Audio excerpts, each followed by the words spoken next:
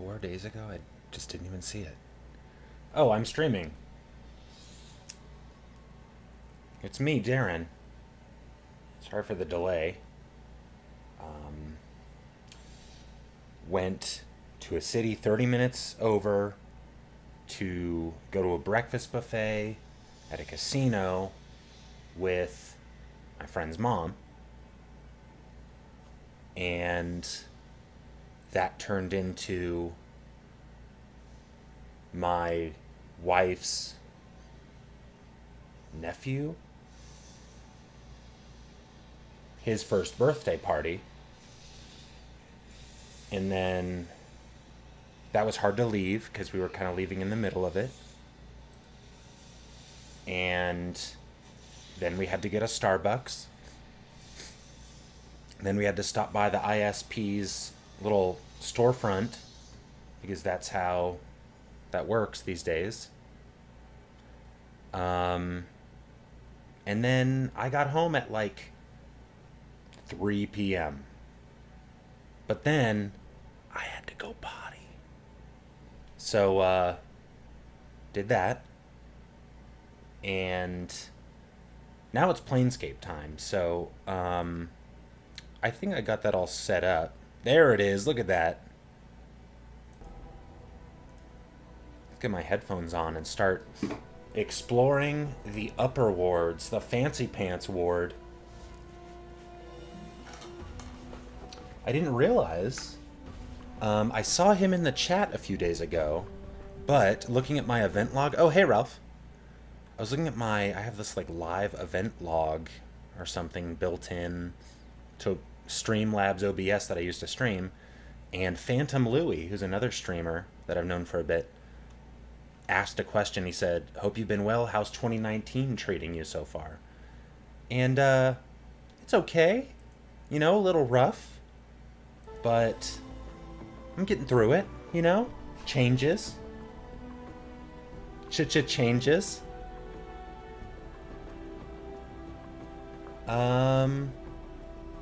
So what the hell's up, Ralph? How you doing?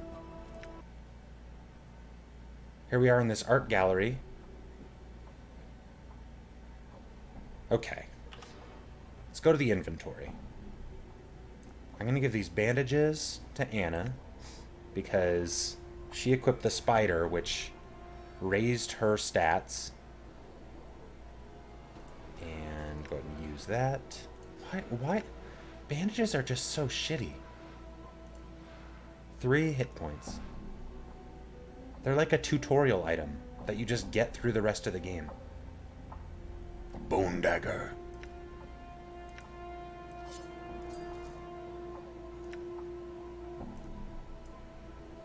There, Anna has all the bandages. 2019 is kind of cool so far for me, splitting my time between book, teaching prep, and Planescape.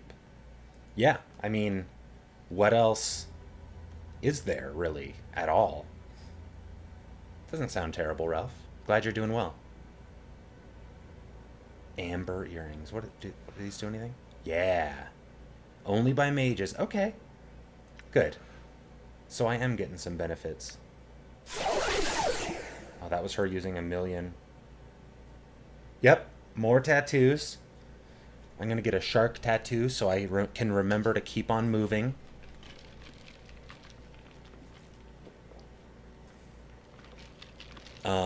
Gotta probably get a bigger jug of water.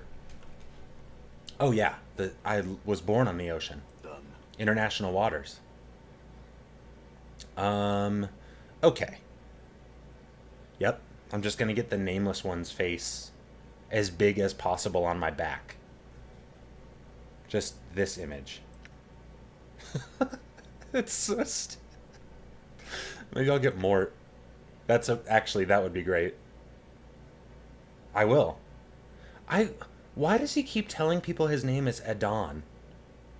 It's like he thought of that name at some point and just thinks it's the name he should tell everybody.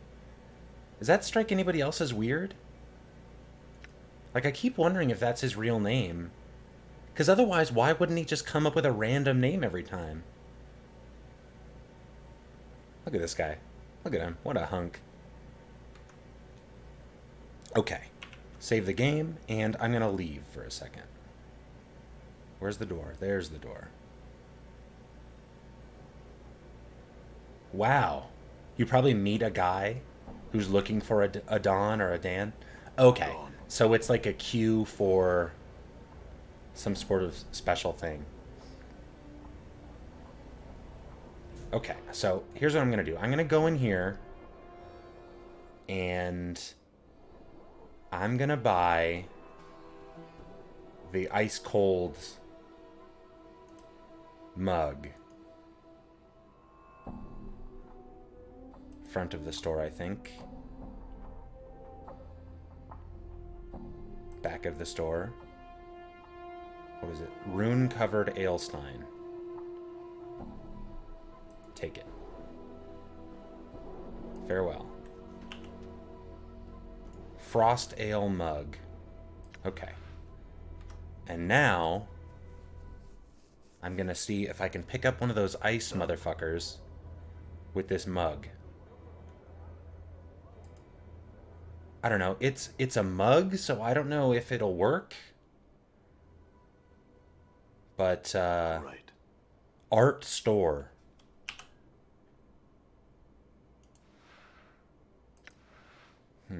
Okay. Catch one in your Frostdale mug. You dip the mug into the icy wind rising from the pedestal, catching a small shard with a slight clang. Peering into the mug, you can see that the dark bird is a razor-sharp sliver of black ice. Only the mug's magical properties prevent the shard from melting away to nothing. Cool. I don't know why I did that. Frostdale mug with dark bird.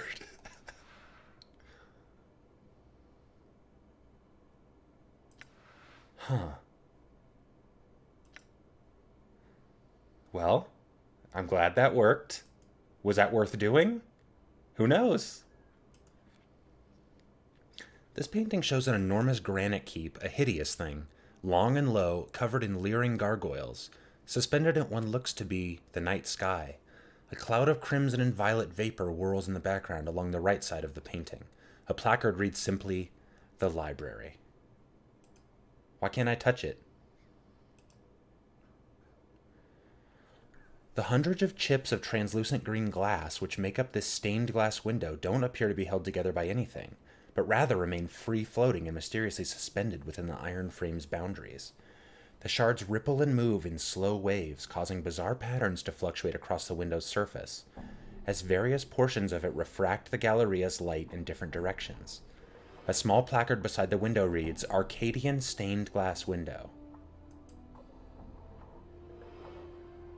You reach out to touch the undulating glass shards, but find you cannot do so. Your hand stops just short of the surface of the glass. Punch it? You succeed only in bruising your knuckles. The glass may as well be sheet iron. Well, that was worth trying. Okay. I need to decide. Look, I have plenty of money. Alright, I'm going to keep that Frost Ale mug with Dark Bird and start quick saving again because I'm doing some shit I probably wouldn't be doing. This painting is a dark cityscape, a faraway view of some giant center of civilization being burned to the ground. The streets of the place are empty, however, absent of soldiers, refugees, and even corpses. A placard reads, "The Folly of Udo." This looks to be a subterranean landscape, a massive cavern interior filled with colorful, faintly luminescent, gigantic fungi. That's a weird order for all those adjectives. Colorful, faintly luminescent, gigantic fungi. I feel like gigantic should go first. That's like the strongest adjective. A placard reads, "Veil beneath Clangadin." Clangadin. Get out of my way, dude. I'm trying to look. This is a portrait of a grotesque hook-nosed old crone. The hag's flesh is a sickly blue-gray color.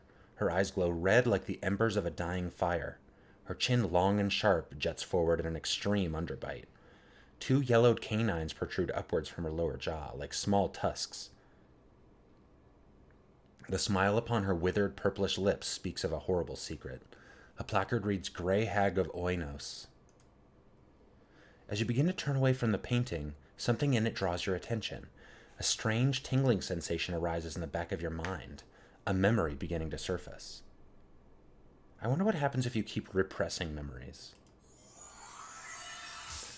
You recall standing confused in a maze of briars. The hideous crone from the painting is before you, cackling wildly. You grit your teeth in frustration, wondering why she's laughing at you. My poor, dear, lovely man-thing, she croons. Why, that was your first wish. She points a single bony clawed finger at your forehead. Your temples begin to throb painfully, and you can remember nothing more. Huh. Well, got some XP from the memory. I remembered the memory. The statue looks like it is about to make some angry proclamation. The sculptor has captured the essence of fury magnificently. The chiseled tension lines around the neck and forehead alone must have taken many long months to get correct. Fine cracks run over the entire statue, and there is a plaque attached to its base. The plaque reads, This statue is believed to be the final fate of the Ether-Syrian sorcerer Gangroigidon. Gangroigidon. Attacked by a conclave of rival sorcerers at the height of his dream madness, he was imprisoned with a spell that turned his flesh into stone. Gangroigidon is said to have been frozen with a final awful curse still upon his lips, a curse so terrible that it was never meant to be spoken by the lips of a living man.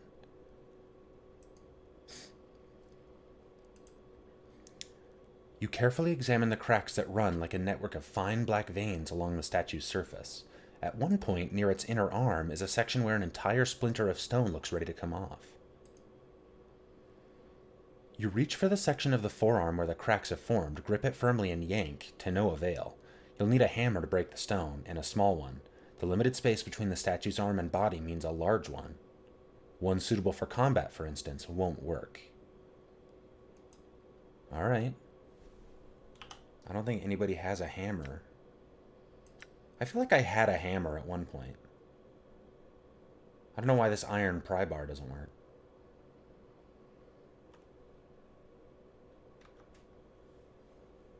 What would happen if I attacked it? Nothing. Okay. Let's look at this painting with morphing shit.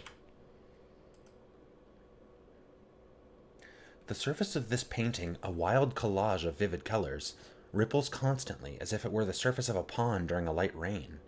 A placard reads, Wave Motion Study Number 7.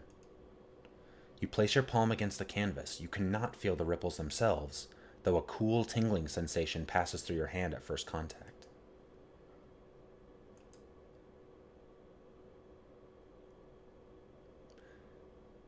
A brilliant ruby statuette stands on this pedestal, carved into the image of a winged humanoid. The figure is either demonic or angelic in nature. Well, it's red, but it is difficult to tell which because it refracts the light in the Galleria strangely. There's no placard indicating what exactly the statuette is.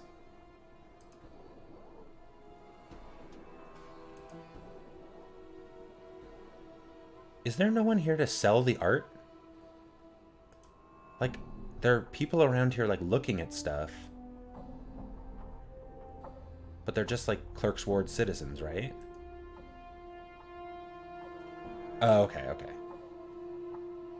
Just a random sensate right there. There we go, more. Okay.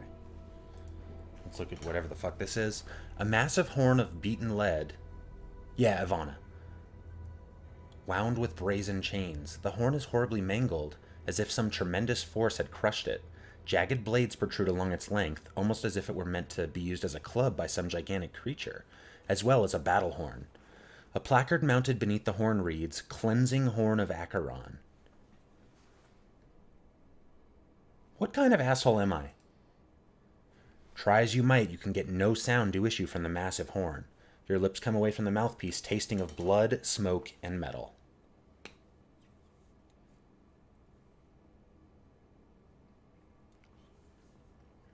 This lady.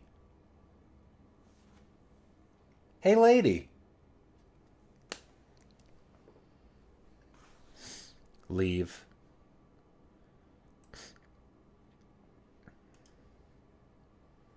A painting of tall black cliffs against a blood-red sky.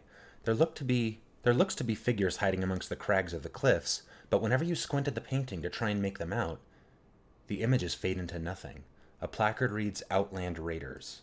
Oh my god, if I had a painting where it seemed like there were people there and whenever you looked they were gone. Oh my god, I feel like there have to be so many quests that are intertwined with all of this, like, well-described cool shit. Like, all of those exotic items at the antiquity store, or whatever it's called. Alright, 3 more things. This painting, an abstract work of greens and purples, writhes and ripples as it's watched. Closer examination reveals that the actual painted image is changing, rather than the canvas itself. A placard states, "Moment's glance from the walls of Mokma." Mokma. You place your hand upon the painting. As you had suspected, it is not that the canvas is physically moving, but that the painted image itself is changing.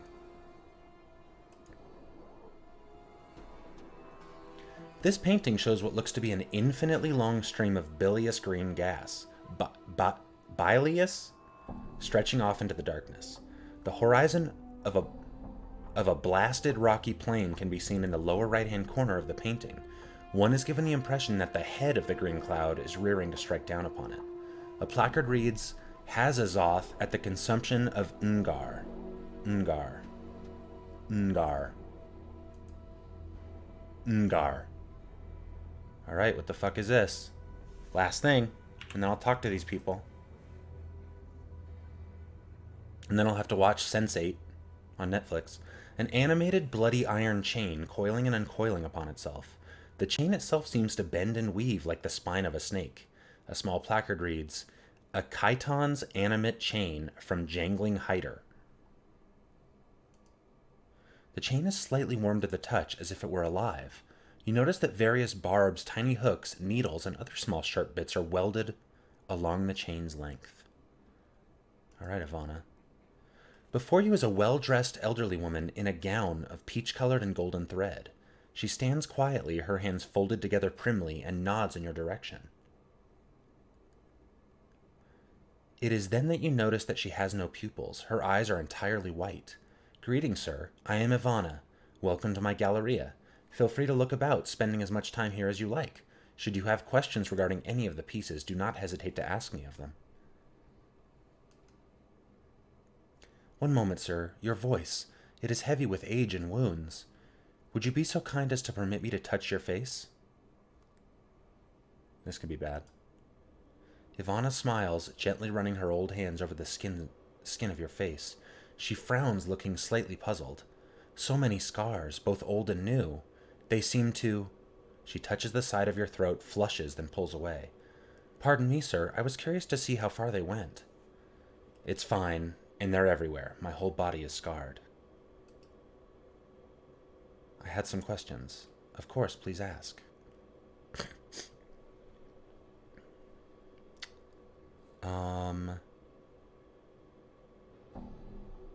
Where could I find work? Here? I had a question about one of the pieces. Holy shit.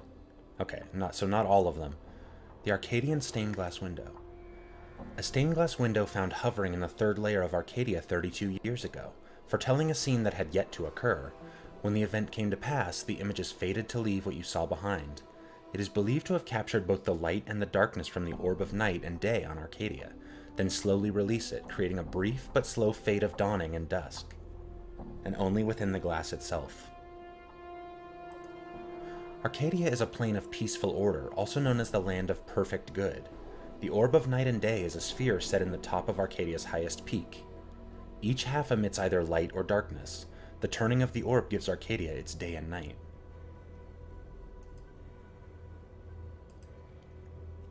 Ah, the cleansing horn. Hey, Lou. How the hell you doing? A horn of beaten lead metal drawn directly from the cube of Acheron. It is said that the cleansing horn last sounded where the companies of the Jackal and the Gouged Eye clans met for their battle at the Disputed Lands. Here we are at the disputed lands. Legends tell us that this horn's power was used near the battle's end to draw the floating cubes together, crushing the routing company of the Jackal before it could escape. Cubes? Acheron? Acheron is a place of harshly enforced order, where conformity is more important than good. It is composed of gigantic metallic cubes which float through an endless void. Many cubes are large enough that cities or entire kingdoms have been built upon their faces.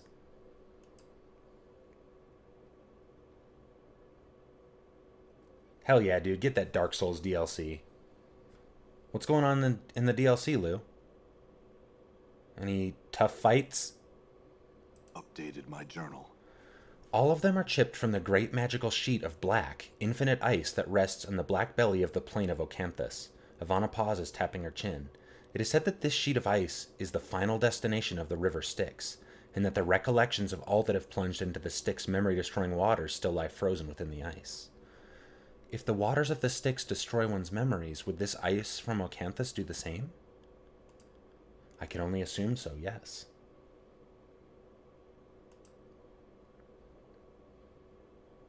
Dude, Ice World?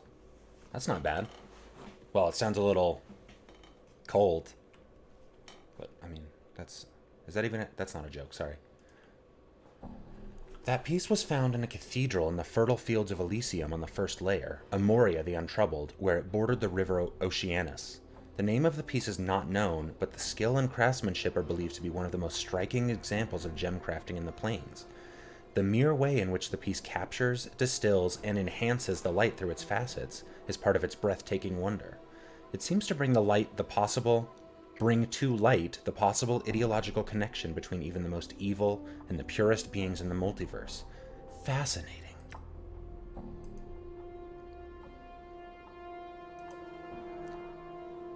The chain comes from the city of Jangling Hyder, the city of chains that hangs in Minaros, third layer of Bator. The chains there are the finest in the multiverse, but the inhabitants of Jangling Hyder are malicious and cruel, using the chains as living weapons against all that enter their city and violate their laws.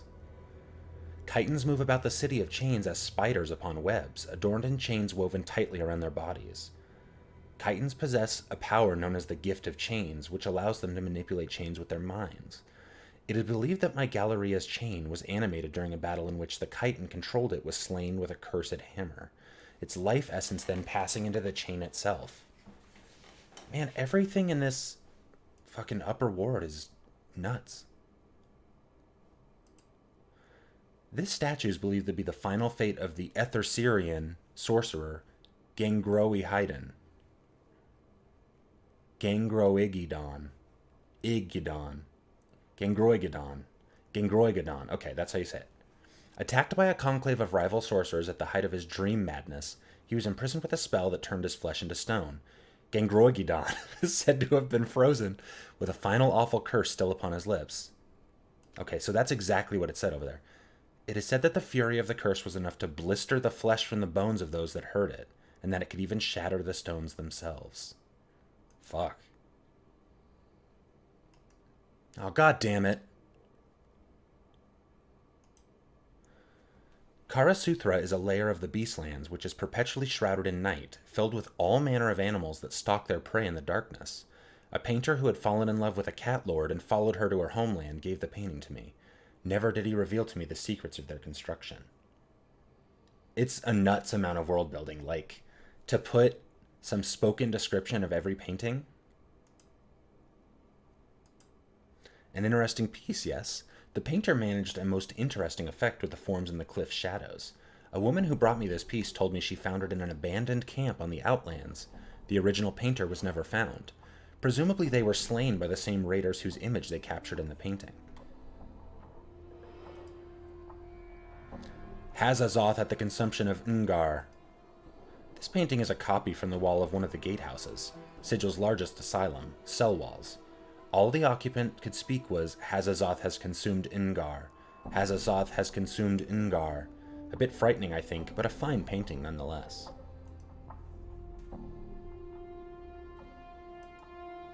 I know very little about this piece. It simply arrived on the doorstep of my Galleria one day, swathed in a black cloth and labeled "From the Citadel." One knowledgeable patron hypothesized that it might be from might be some great sorcerer's fortress, suspended within a demi-plane of their own creation. The library. How about Grey Hag of Oinos? This is said to be a portrait of Ravel Puzzlewell, very likely the most evil hag ever to have terrorized the Grey Waste and beyond. What do you know of her? She is a night hag, one of the eldest Grey Sisters of the Wastes, who came to Sigil many centuries ago to pursue arcane experiments. It was believed that these experiments were against the lady's will, and that Ravel was thus banished from Sigil, imprisoned within one of the lady's mazes on the Ethereal, where her body rests to this very day. Ravel was said to have been a master of riddles and puzzles, but it was believed that one riddle, one question in particular, was said to have plagued the ancient night hag. What can change the nature of a man?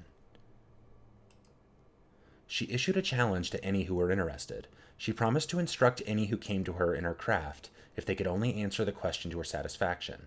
If they could not, they consented to be her next meal. Why would you...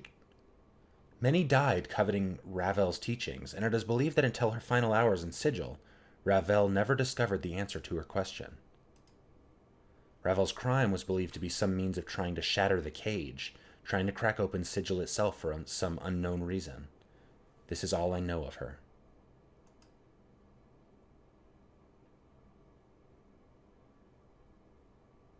Can you see it? Is that rude to ask? I cannot see, but only because I do not wish to. In time, I will allow my vision to return so that I can re-experience the contents of my Galleria with the benefit of new, fresh eyes. Wow. What is of interest here? That seems... I'm afraid that I do not go far from beyond the Galleria, and I cannot help you with this matter. You might try and ask someone else. Oh, he meant like in the city? I thought he meant in the Galleria. I'm afraid that I do not... Okay. Okay. Let's talk to the sensate. I'm sorry, sir, but I'm here to look at the artwork, not to converse with strangers. Now, if you'll be so kind as to excuse me, farewell. All right. Well, I didn't look at the descriptions of all the paintings, but got a good number of them.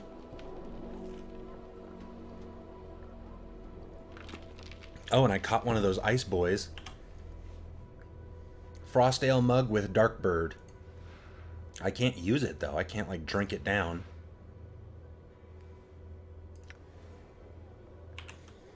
All right, let's look around the city. What is this? The apothecary. All right. All right. You can't determine what this odd device is. Uh-oh.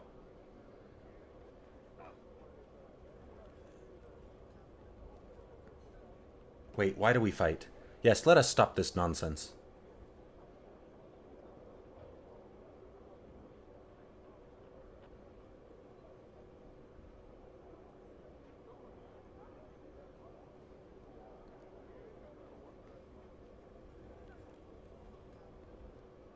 Oh, so they're just going to fight again?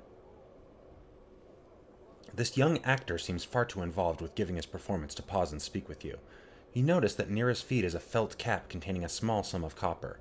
Occasionally a passerby will drop a coin or three into the cap. Your coin lands in the cap with a soft clink. The actor, without stopping his performance, gives you a quick nod of thanks.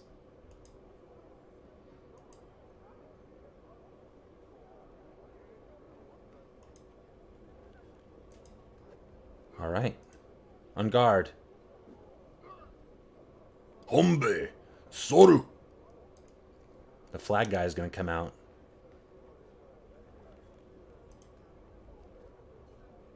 Aelwyn. Oh, Aelwyn! What are you doing here? This tall, slender woman occasionally looks up from her cup of wine to scan the surrounding patrons and passersby. Her facial features are elegantly exotic, and her eyes, a brilliant gold in color, catch the light sparkling as she looks about. She regards you carefully for a moment before replying. She speaks slowly and carefully, avoiding direct eye contact with you. I, Aelwyn, return your greetings. Your friend Namel is looking for you. Updated my journal. She begins to smile, but then covers her mouth with her hand and looks down at her drink. I, Aelwyn, am most pleased to hear of Nemel. Might I, Aelwyn, persuade you to tell her of this place? Yes, I'll do that for you. She looks at you directly and, for just the briefest of moments, before she casts her eyes back down to her drink, your senses are awash with a warm, comfortable feeling. Pure happiness. I, Aelwyn, thank you. May I ask you about her, though? The way she speaks and what her words do. How? I, Aelwyn, can only say that we come from another place, another world. We are not like the people here, whose words, thoughts, very feelings even, affect nothing directly. I take great care so as not to affect those around me too greatly. Nemel, she is new here and cannot do so. That's a weird phrasing. It is something she must learn should she choose to remain here much longer. There are many reasons. I, Aelwyn, feel it is not right to impose reality upon those without the ability to impose their own reality upon me, Aelwyn.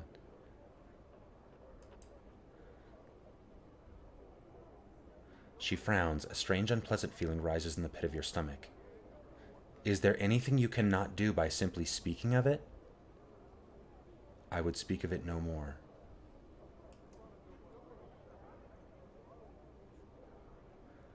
He would speak of it no more to Aelwyn, and thus would no longer force her to speak in such a way to him. God damn, it's so powerful! That's insane. That's cool, but god damn. Alright, Nemel, let's go get Nemel. I think Nemel's here. Let's go here. And then we'll just watch this. Sometimes it definitely can be. I'm sure the Sandman poster on the wall of Darlene's bedroom on Roseanne inspired some of this game. It's the only possible explanation.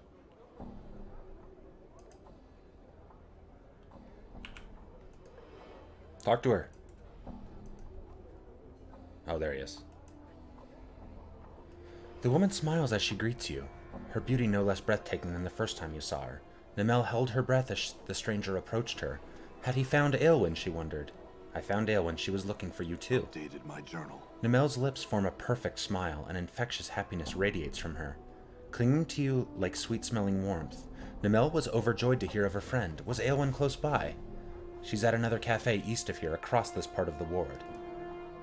Nemel thanked the man for his wondrous news. Soon, she would go to visit her oldest friend, Aelwyn. Now, though, she would reward the stranger.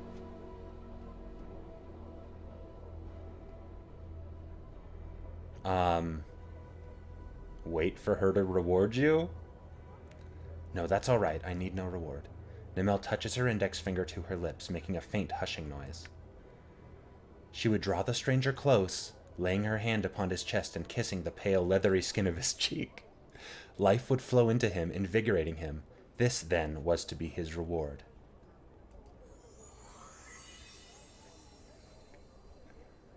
As you wait, there is a light tingling sensation upon your cheek and chest. The feeling spreads across the whole of your body, and you begin to feel stronger, more animated. Wow. Okay.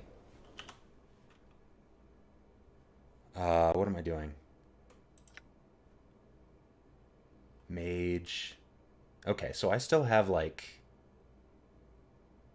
around 23,000 XP until the next level. Okay. I wonder if there's a level cap for this game. There must be, right? If there is in Baldur's Gate 2 even. Alright. So let's go to the apothecary.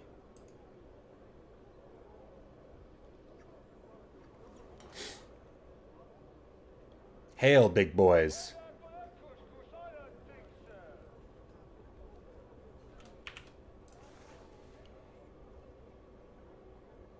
Oh wait, let's see what happens here. Do they talk?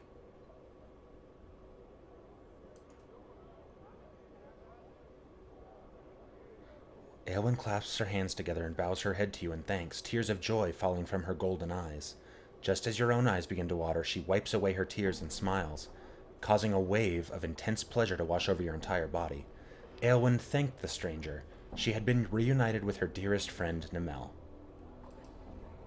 She nods, then looks down again, the feelings her smile evoked fading away into pleasant memories. I, Aelwyn, would tell you something now, stranger. Yes, go on. Updated my journal. The name I, Aelwyn, chose for you, stranger, is not so fitting. You and I, Aelwyn, have met before, in the Fest Hall, in a place where you could not have been were you not a sensate yourself. Whether you recall or no, unless you betrayed the Society of Sensation at some point, you are a sensate. I see. You and I, Aelwyn, have met on 2 different occasions. The first was no less than 2 centuries past, the last more recently, perhaps no more than 50 years ago. My Aelwyn's people are extremely long-lived. Forgetful one, she sighs unhappily, causing a chill to descend over you. You seemed a different man then, less grim, less scarred. So eager to see all that the multiverse had to offer. You courted me, Aelwyn, then, and was nearly taken as a lover, but then you disappeared. Where did I go? I was told you had been slain, murdered. She looks up for a moment to peer curiously into your eyes.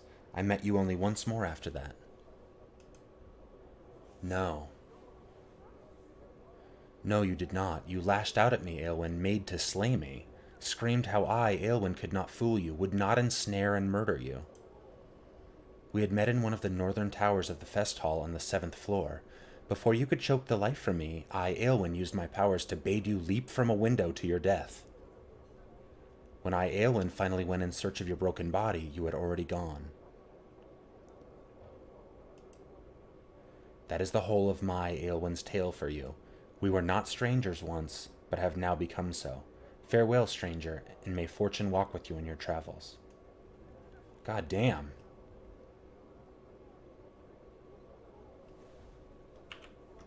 Well, I'm glad I talked to her again. Isn't the Atlas Cam great? I played with console commands a bit. I think it's 127. Oh, the level cap is 127?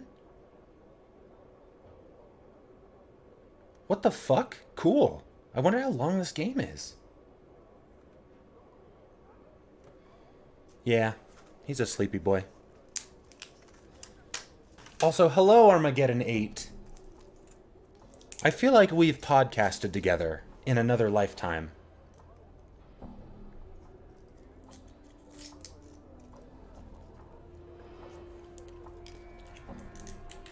No matter. I will go into this tent. It's so weird how you come into the tent, but the person is just like right by the door and they just hang out. I'm gone. Nothing? Anything in this chest? There never is. Alright, everybody, over here.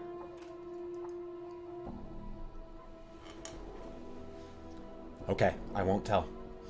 This attractive, pale-faced girl smiles at you, motioning toward a book full of charcoal sketches. Greetings and well met, good sir. My name is Alana. I am an artist by trade and would gladly make a fine sketch of you, but for 5 copper commons. I can make a serious sketch if you like, or a caricature. Why would I say no to that? Farewell, then. Please do not hesitate to return. Hopefully I can come back and get a sketch. Fucking game. What is this? Oh, I can't determine. Okay. So many cafe patrons. Oh, yeah. And I went in there already. Okay, now to the apothecary. Onward! For glory!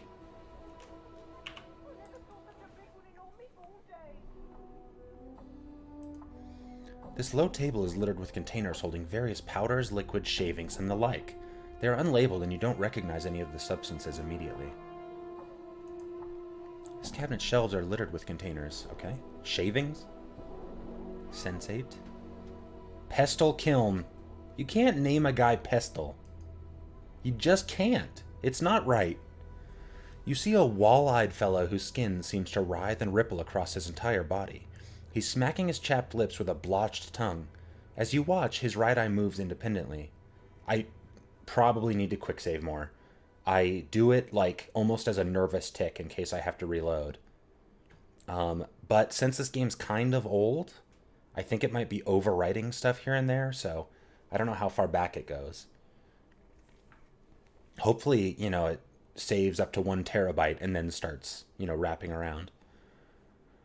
But probably not. As you watch, his right eye moves independently of the left, focusing on you. A second later, the left one flicks to look your way, then reverts to its original position. The right eye blinks, a strange gurgling comes from his throat. The man gives a lopsided grin and points at himself with his right thumb. Pestle, I'm called the alchemist. He points at himself again, this time with his left index finger. The name's Kiln. Need you something? Alright, I'll quick save more. Sorry. Are you alright? I am. Hagak! Hagak? His throat convulses for a moment, then relaxes. A large green glowing pustule suddenly bursts from the side of his neck. Something you needed then, sir? Gawk! His throat clenches again, and a wave of quivering flesh swallows the blistering green pustule back beneath the skin of his throat. He coughs violently for a moment, then seems to relax. Phew. May I ask what happened to you? The left eye rolls upward in exasperation. The right eye looks askance. Too much to drink. Too much of what, though? Potions I drank. Too many potions. Fagaug! His mouth slides down beneath his chin. His mouth slides down beneath his chin, not his math. His left nostril forms another one. The most I ever drank, that's for certain. Of polymorphin they were, and brewed. In limbo. The man's eyes turn inwards to look at each other. He shudders. The mouth below his chin moves up to envelope the one his nostril formed. Envelop. This sort of thing happens quite often. We can't seem to help but sample the stock. If you find a way to help, the two of us would gakak be grateful, sir. If I find a way, I'll let you know. Half his mouth curls downward into a frown. He shakes his head. Work in the stockroom all day, I do. Gawk! He shudders violently. Suddenly, a third eye pops open over the bridge of his nose. The left one shifts sideways as the new eye takes its place. I speak only of the Fnac store, sir. That said, the skin of his face seems to eat the new eye, and the left one returns to its old location. All right. Okay. Is there nothing? All right, nothing to inspect. I get a quest. Split pestle and kiln. Okay. Okay. All right. What else? Harlot. Ooh, is this a graveyard? No, it's a roof, I think. Old poet.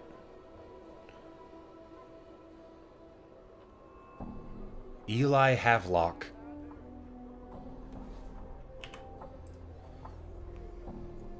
This kindly-looking old man spares you only the briefest of glances before returning to his recitation. Who heckles a poet? Like, even I can't do that. That makes me sad to think about. This narrow-eyed, sharp-faced man is scanning his surroundings with a look of vague disinterest, pausing occasionally to look down and pick at his fingernails. Despite being clothed in silk and velvet finery, he manages to look unsavory and more than a little dangerous. The man looks your way. His eyes are dark slits, like narrow stab wounds beneath his brow. His voice is low and gruff despite his slender build. Pike off! You think I wander the ward looking for strangers to spill dark for. Now pike off. Why are you here then? To be surly with passers-by? Heh. He stands quietly for a moment, then breaks a crooked smile. That's good, that. He considers you for a moment. I'm a tutor at the Civic Fest Hall. Name's Havelock, Eli Havelock. As a veteran scout, I teach the art of subterfuge. You mean thievery? His lip curls up in a disgusted sneer. Thieves and thievery it always is. 5 tours I spent as reconnaissance operative in the War of Lies. Scout is my title. Scout. I teach the ways of stealth and spycraft, not common thievery. My apologies, I meant no offense. I don't know. I've had enough of teaching petty pickpockets and curious sensates for the time being. Almost to himself, he mutters, not sure why I agreed to do it in the first place. Perhaps because by teaching others you make them aware of your own skill. At the same time, you defend the nobility of your skills by assuring them that you're no common thief, but a scout and spy, a master of subterfuge. Eli nods, mulling over what you've said. Aye, there's no denying it. It's sort of sorry, though, when you look at it that way. I don't think so. Those of your trade are often misunderstood, thrust unfairly into the same category as footpads and brigands. There's nothing wrong with dispelling false notions. Heh, right you are. He gives you a friendly punch to your shoulder. Thanks, Blood. He suddenly looks off into the distance. Well, enough wasting time out here. I'm heading back to the fest hall. If you still want to train, that's where you'll find me. Perhaps I'll see you there, Eli. Farewell. Hell yeah, I got some XPs. I was hoping I would.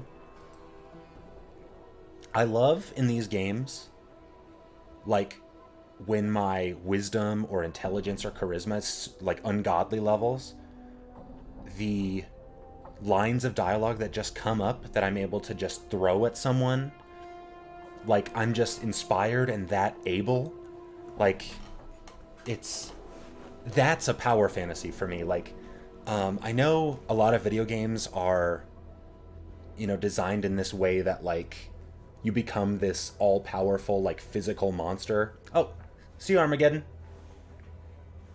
That can, like, kill God or something. But, like, I don't want to be able to fight God. Well, not a ton. I'd want to be able to convince anybody of anything. Like, I know that's a dumb, like, manipulative fantasy, but just to be able to do that is incredible. And it's very few games, like a lot of these BioWare games or... Right, exactly, Ralph. I would love to be able to prove to God he doesn't exist, and then he would just disappear in a poof of logic. I can't just heckle this poet. Until now. You heckle and jeer at the poet, making fun of his style of verse, appearance, and postulated home life. You top it off by interrupting a few of his verses and completing them with bawdy rhymes of your own, which draws some chuckles from onlookers and sets the old poet, doing his best to ignore you, to gritting his teeth.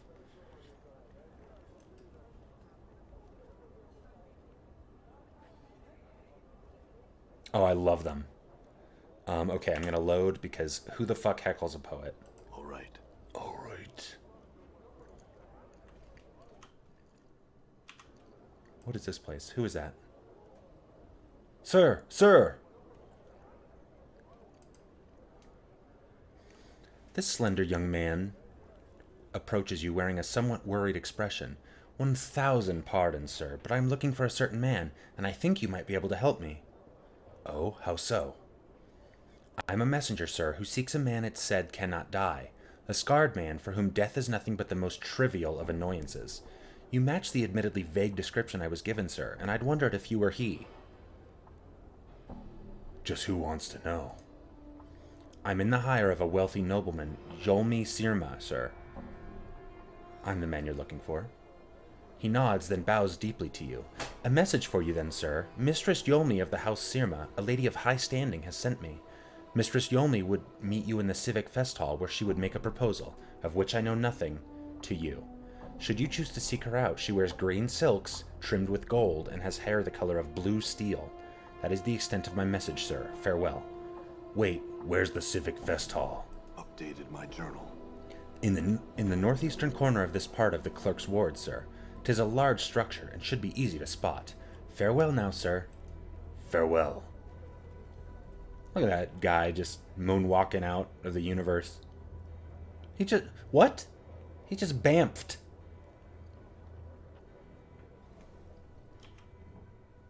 The brothel of slating intellectual lusts?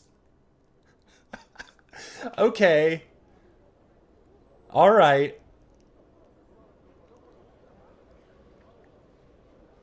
It's so good. Harlot. Malmanor? Why would I come over there, Malmanor? What is this place? The Tailor?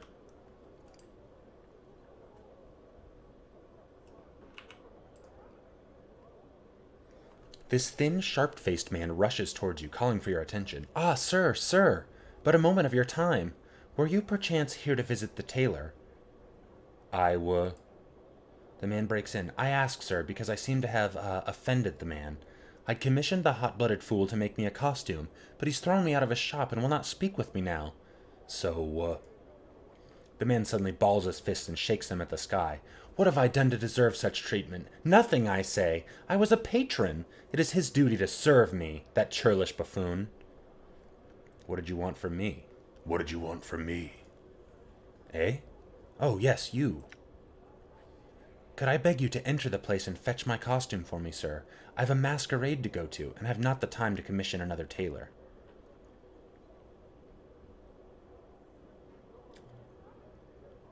Why don't you just fetch it yourself? That porcine lout! I somehow offended the puffy, pomp-filled jackanapes. He's forbidden me to enter his store and refuses to have words with me. Imagine! I'll get your costume, but not for free. You'll what? For the power's sake, man, you're just fetching a costume. It won't take but a moment of your time. I certainly don't think such a meager act is worth a wage, sir. Then it's not worth my time. Farewell. All right, I'll just get it. Updated my journal. Oh, most excellent, sir. 'Tis this very building right here. He points to a long list. Okay. Farewell. Jackanapes? Can't believe he called me a jackanapes.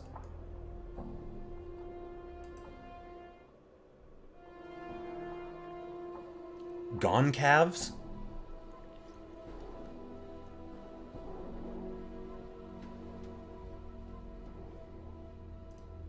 Racks of clothing, most of it very fine quality. Most of it? Some of it's bullshit idiot quality. Woo! I'm glad she didn't just turn hostile, though. Would have been bad. Uh-oh. Okay. Gonna go here. Gonna quick save. And talk to Gone Calves. Of course, behind the counter. This short, heavy-set, middle-aged man is wearing clothes that seem to be spun of glittering gold. In his hands, he holds a bolt of cloth strung taut across a wooden frame. He's currently embroidering some pattern into the fabric. Greetings. The man doesn't seem to acknowledge your presence. He continues to work at his embroidery, muttering under his breath. As he sews, shimmering motes of light seem to sparkle and drop from the tip of the needle. Good sir, did you hear me? The man does not look up from his work, frowning distastefully as he answers you. Yes, yes, and I am certain that what you need is truly quite urgent. Now, if you could be silent for just a moment. At last he sets down the embroidery and looks up at you. Before you can speak, however, he suddenly picks up another item and sets to work on it. Again, as he works, what looks to be tiny colored sparks drip from the fabric. As he works, what looks... Oh, okay.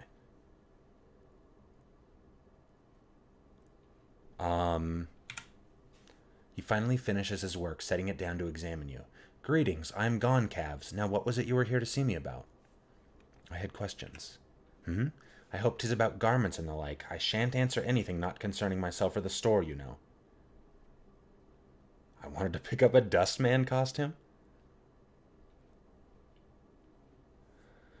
What were those lights you were embroidering?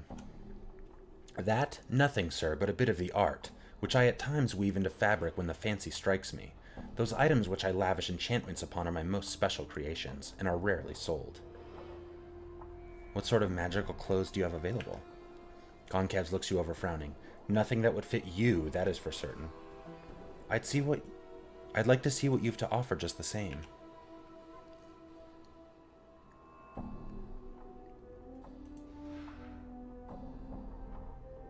Oh, wow. These are both pretty expensive.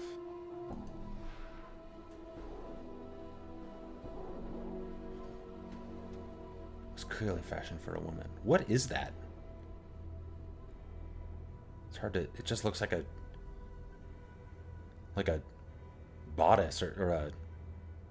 What do you call it? A unitard? Wearer is more prone to blend into surrounding shadows. Weight 8. Weight 12. So that would make you better at fighting.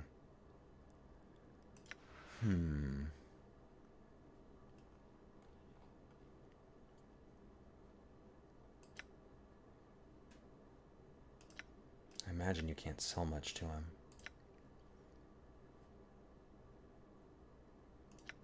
Alright. Let's go over here.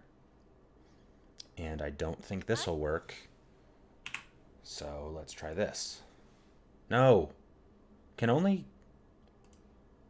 the nameless one talk to him?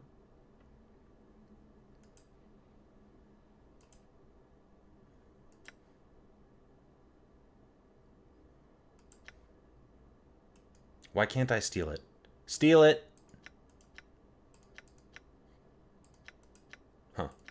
Okay, I was gonna try stealing, but I didn't need to, because it won't work. Might as well. Done. Alright, so I'm gonna probably need to... I don't know. Here, let's pick Anna. And go like here. And then I probably don't have to do this, but... Like a shadow I am. Live the shadows. Anything back here? Nothing? How about if I detect traps? What? Nothing's... Is this like a changing room? Okay, I'm glad I snuck in. Okay, so how do I get what's-his-fuck's clothing then, or whatever? Because I can't mention it to the dude. Doesn't seem. Is it like hanging around somewhere?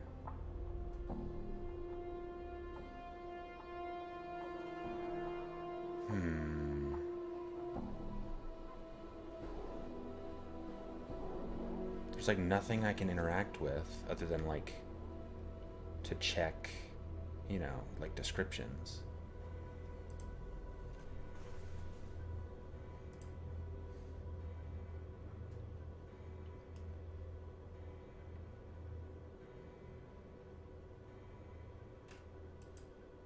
Okay, I can buy needle and thread. Retrieve Malmenner's costume from Gone Calves.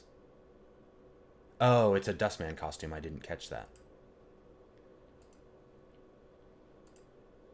You're in luck then, sir. I happen to have one available. Its cost is 30 copper commons. Here you are, sir. I would warn you, though, if this is for the upcoming masquerade of Lord Erd, many folk are already attending as dustmen. All right. Okay.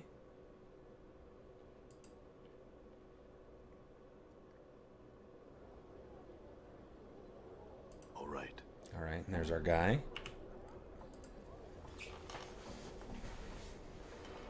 The man looks at you. Well, did you get the costume from Gone Calves?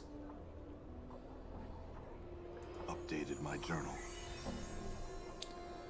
Wait, Gone Calves said many people were already going to this masquerade as dustmen. Did he? Blast! I would hate to arrive in such a common costume. I could try and get another one for you. I should have figured. Here, you mercenary. This will be enough, I trust. Updated my journal. Alright, let's see.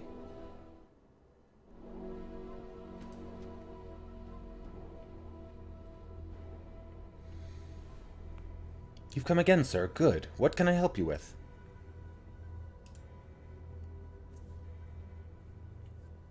I wanted to pick up another, different costume. The Dustman bit seemed a bit too common after all, eh? Well, it just so happens that I have a Godsman costume, if you would like. It shall cost you only 50 coppers.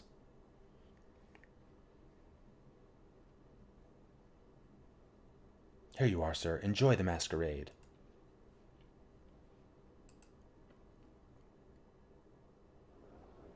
I'm gone.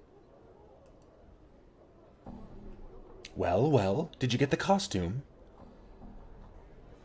Yes, here it is. It cost me 80 commons. Updated my journal.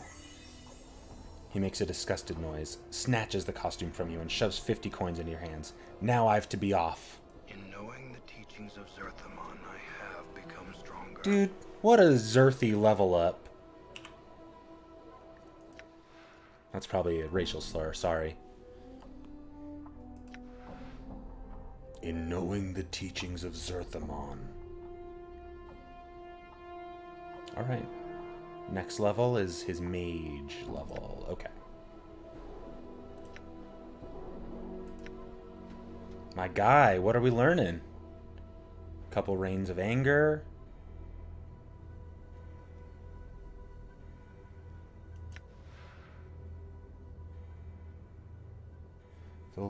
Vilquar's short-sightedness becomes the target's vision, as soon the world is muddled and dark. Ooh. Alright, that sounds good. Bloodbridge. Oh, I need to learn some level 3s. Such a missed page-turning sound. Alright. What else? What's in there?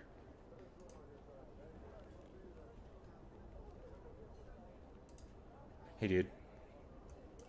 I'd stay out of there, citizen. It's dangerous down below.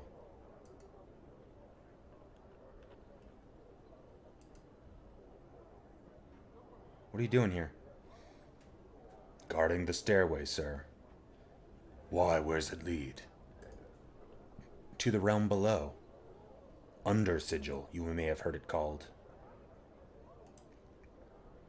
I'm watching for anything that comes out, sir. Things that don't belong in Sigil proper.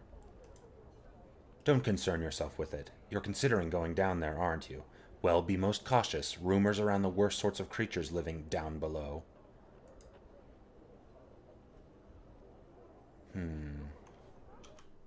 What do we got? What do we got? Okay, a bit more map. Oh, this looks like a big place. Is it a fest hall? Salabesh the Onyx. I love this game too. Got all these sensates.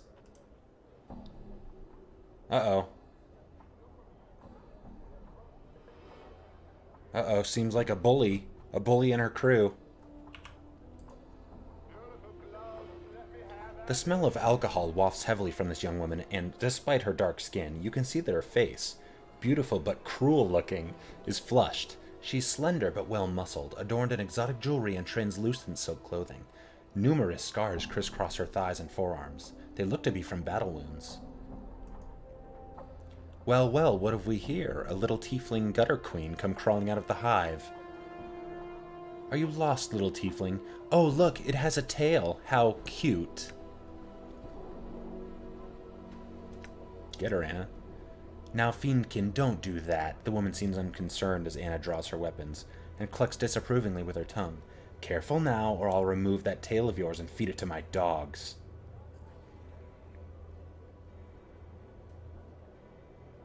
Let it go, Anna. She isn't worth the trouble. You have a sharp tongue on you, wee lass. Anna spits and sharpens her blades against each other. I wonder how sweet your tacky jewels and harlot's clothes will look on you when you're dead in the street. Anna, wait! You filthy spawn of the lower plains, a bitch bastard that not even a Tanari would keep in its pen.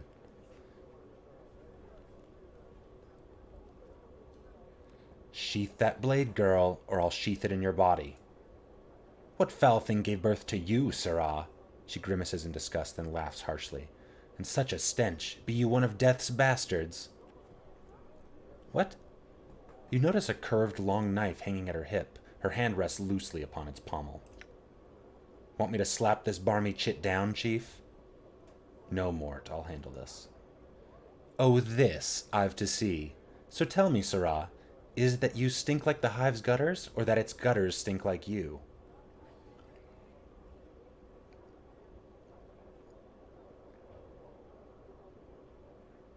What's the matter with you?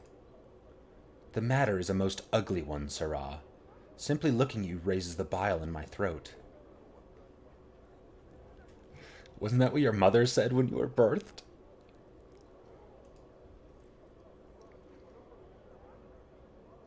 Guards! You're obviously drunk, and those scars of yours mark you as a fighting sort. You probably have a reputation for this sort of thing already. I think they just might. Let us drop the whole matter then and be on our separate ways. Agreed, you've already wasted enough of my time. Amazing. Bitch bastard?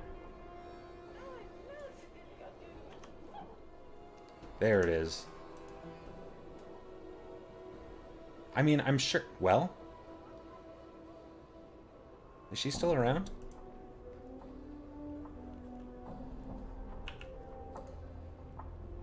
I don't know how well this will go.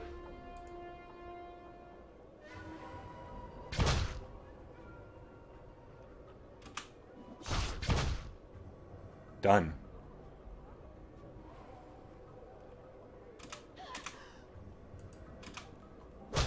Die.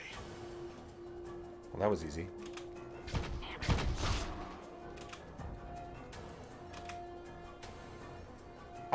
Somebody killed these people, guards. Stiletto. Wow, fancy pantses. Ooh. Okay. I'm gone. Man, quick saving. Alright, we are close to having this whole area mapped, so I might as well do that. Big-ass fest hall, though. Uh-oh. Secret harlot. Ooh. Secret fortune teller.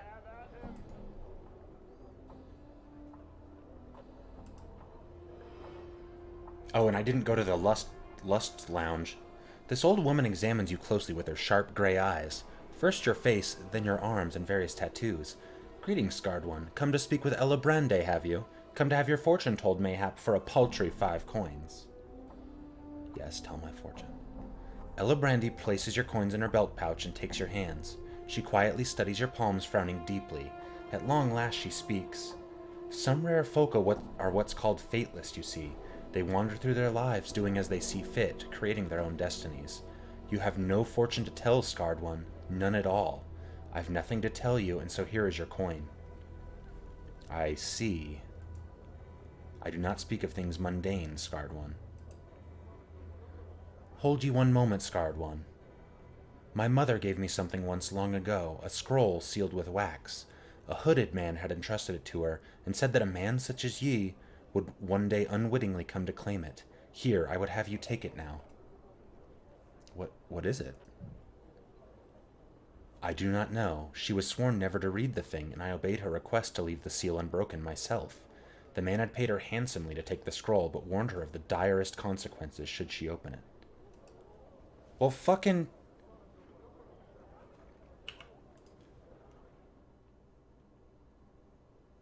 Done. Done. There's never anything in these. Done. Do people just sleep on fucking wooden boards? Because all these beds, just wooden boards. That's such a good brothel. Okay, I think I've been everywhere else. I haven't been to Undersigil because I'll probably just die. Art and Curio Galleria. Okay. I'm gonna go to the Brothel of Slating Intellectual Lusts.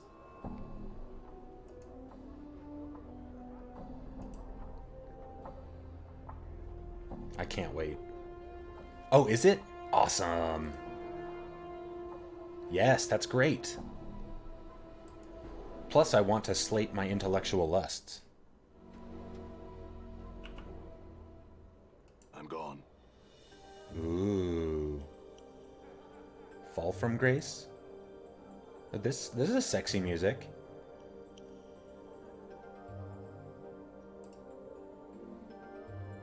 Before you is a stunning golden-haired woman dressed in an azure and violet dress with two long, elegant wings draped across her shoulders. She is surveying the room with a slight smile. She's easily the most beautiful woman you've ever seen. Greetings. Well met, traveler. How may I help you? The woman turns as you address her. She takes your measure, then nods slightly. You notice her eyes are azure, the exact same color as her dress. Well met, traveler. She reaches up to brush back a stray lock of golden hair. How may I help you? How much is a lock of hair? It's like a chunk of hair? Like, it's not a single hair, right? Who are you? Updated my journal. I'm called Fall from Grace. She studies you for a moment. You are new to Sigil, are you not?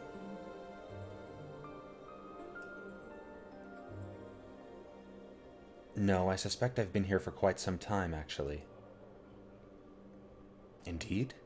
Yes, but that...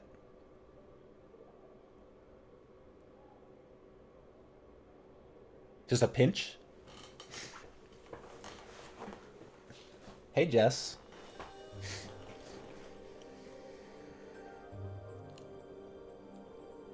Is it like just a little bit? That is a long tale, perhaps longer than I know. I'm more interested in what this place is. This is the brothel of slating intellectual lusts. She studies you for a moment. I take it by your question that you did not intend to partake of this establishment.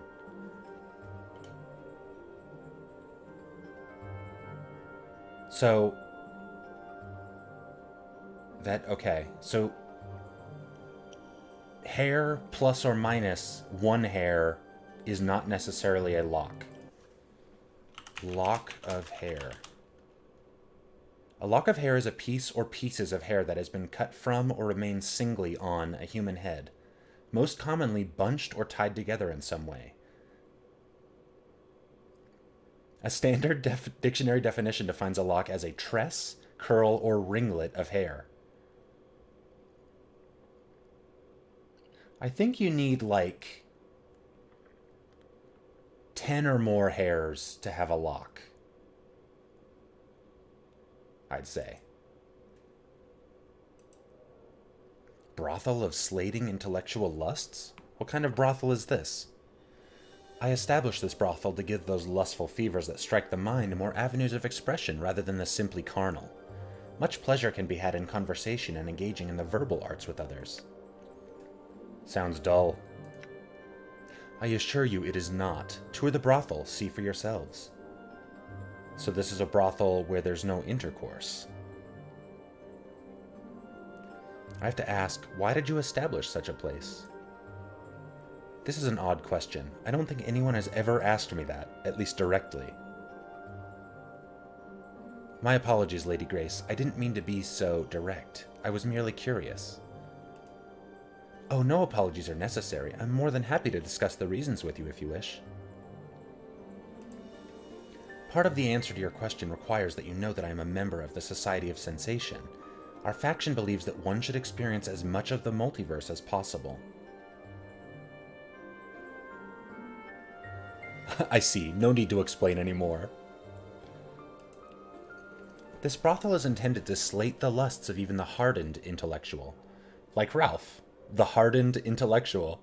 It is designed to stimulate the mind, to heighten one's awareness of themselves and others, to create new ways of experiencing another person. It is for those who seek something more than the shallow physical pleasures that fill the hive and lower wards. I see, so this establishment just encourages intellectual fencing rather than, well, the other kind of fencing. The women here must be special indeed. The women here are aspiring sensates. They've come to me in search of instruction, to prepare themselves to enter the faction. Also, many of them have a natural grasp of language that can shatter the crust of the most hardened individual. This is a great brothel. Sensates? Yes, I am a member of the Society of Sensation. Yes, I hope that by learning the art of language and its subtleties, that the patrons and the students here may learn more about themselves. One is only as limited as their command of the language. To be able to employ language to evoke emotions in others is a tremendous skill. Wait, so they're writers, speakers, and linguists? This is the English department. Or the theater department.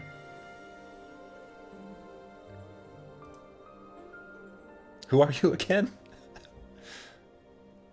If I may ask, Lady Grace, the wings on your back, you are not human, I take it. She's one of the fiends, one of the succubi, she is. She'll take your measure, then she'll take your soul to the lower planes, so she will. Your companion is correct. I'm a lesser Tenari, more specifically, a succubus. I'm afraid we're a little too common in the lower planes and elsewhere for our own good. Most of my race spend their time seducing mortals with various pleasures of the flesh. And you... Updated my journal. I'd like to think that I have distanced myself from that. It is ultimately a trivial and non-productive way for one to spend one's time here in the multiverse. Can succubi give birth, per se, like the traditional way? I'd assume not, because she said non-productive, and I was like, well, like sex is literally productive sometimes. There's much more to life, wouldn't you agree? It is. I'm not going to Google that right now. Perhaps so. Can I ask you some other questions?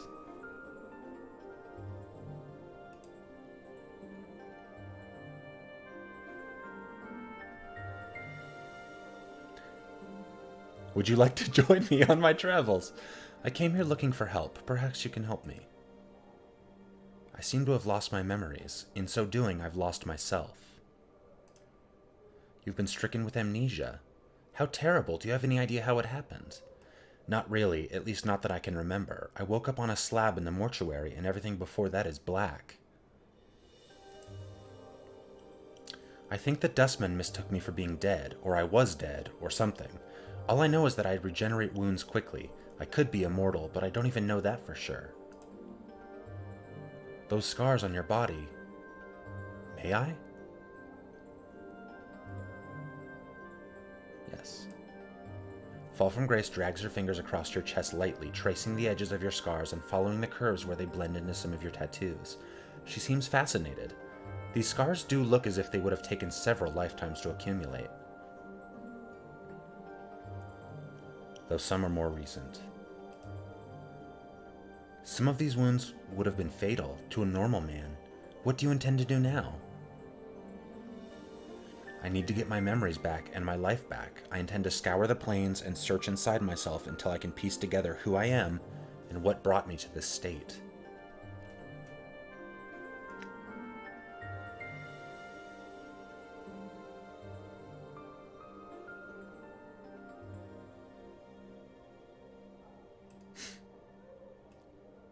Fall from Grace is still thinking, her fingers tapping on her chin. I must say I've never met a man who had lost himself in the literal sense. Forgive me, but your condition is intriguing. Intriguing? Frightening is more like it. I don't like not knowing who I am, what I may have done, who my enemies are, and who are my friends.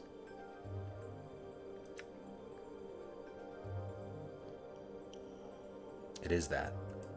It is that. Yes. If it will help, you are welcome to tour the brothel.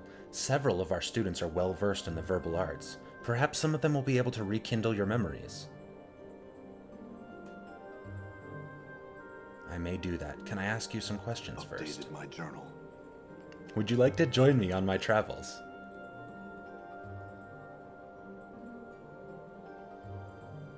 Have you ever heard of a night hag named Ravel? I'm familiar with the name. Rumors cluster thickly about that name, and most tend to discount her as a myth, but I suspect that she did exist and that she made quite an impression in the cage during her stay here. Why do you ask? I intend to seek her out. Truly? I find myself compelled to ask why. Excuse me. I need information that she has. Is this information available from no one else? Excuse me. I suspect that only Ravel possesses the knowledge I need. Updated my journal. Grace rests her hand lightly on her arm. Consider this. If Ravel does indeed exist, then she is extremely powerful and cunning. If a fraction of the stories of her activities are true, then she is a creature that has discovered new meanings of evil. To search for her is not a quest to be undertaken lightly. I realize that. Do you know anything else about Ravel? She was said to be one of the hags of the Grey Waste, and that she was believed to possess powers and a cunning far beyond those of her sisters. She came to Sigil long ago, and in addition to the evil she committed during her stay, rumor has it that her actions threatened the cage itself. Now she primarily exists only as fiction. A figure in children's stories. I imagine the Lady of Pain dealt with her as all threats to Sigil are dealt with. How? Well, mazed, right? What is the Grey Waste? Updated my journal. A blighted plane that lies effectively between Bator and the Abyss. It is frequently a battleground in the Blood War. Is there anyone else who might know about her? Someone in the Fest Hall may know more of her. Updated my journal. Okay. Quick save. Let's talk to her. Had some other questions. Would you like to join me? Who's to say she'll be coming with us? We don't need the likes of her, so's we don't. Bar that, fiendling. I'm all for the succubus coming with us. The powers know you're about as fun as passing a caltrip through your bowels. You'd best latch your bone box skull, or I'll rattle you so hard you'll be picking your teeth off the spire. Travel with you? That's rather forward of you. I'd rather be honest with my intentions. You seem extremely pleasant and well-versed in the ways of the plains. A companion with that kind of knowledge would be welcome.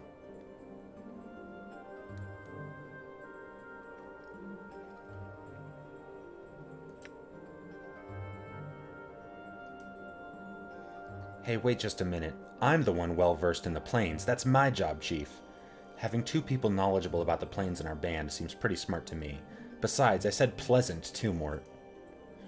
Pleasant on the eyes, maybe. Looks to me like all some chit has to do is show a little skin and you'll sign her right up. Not that I mind that, really. Just thought I'd mentioned it. Noted, Mort. Look, Lady Grace, excuse me if I'm being too forward, but would you care to travel with us? I appreciate your candor. I shall counter with some of my own. Why should I travel with you?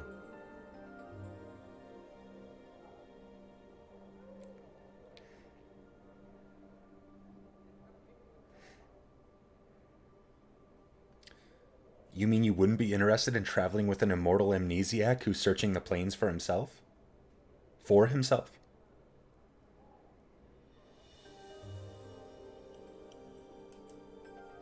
Oh, I would be extremely interested. Such a suggestion is intriguing, make no mistake about that. If you wish me to, then there is something you must do for me.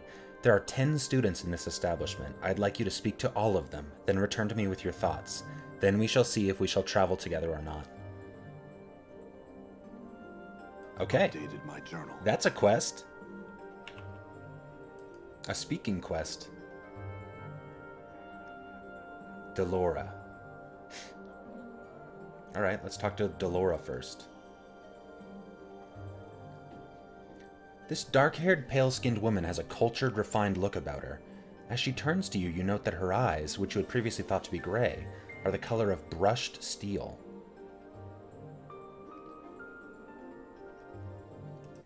Hang on. Brushed steel.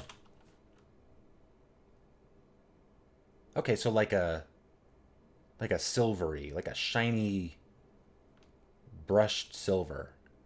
Okay. Greetings! The woman's voice is soft, calm, and without inflection. It has a certain far-away quality, as if somehow not attached to her. Greetings. I am Delora. May I serve you somehow? In what ways can you serve me, Delora? She blinks her eyes, then touches her hand to her heart, bowing her head slightly. I'm able to debate any scholarly or academic matter quite proficiently, if that is your wish. I am also well versed in various games of strategy, should you wish to play something, though I have the materials for few such games here.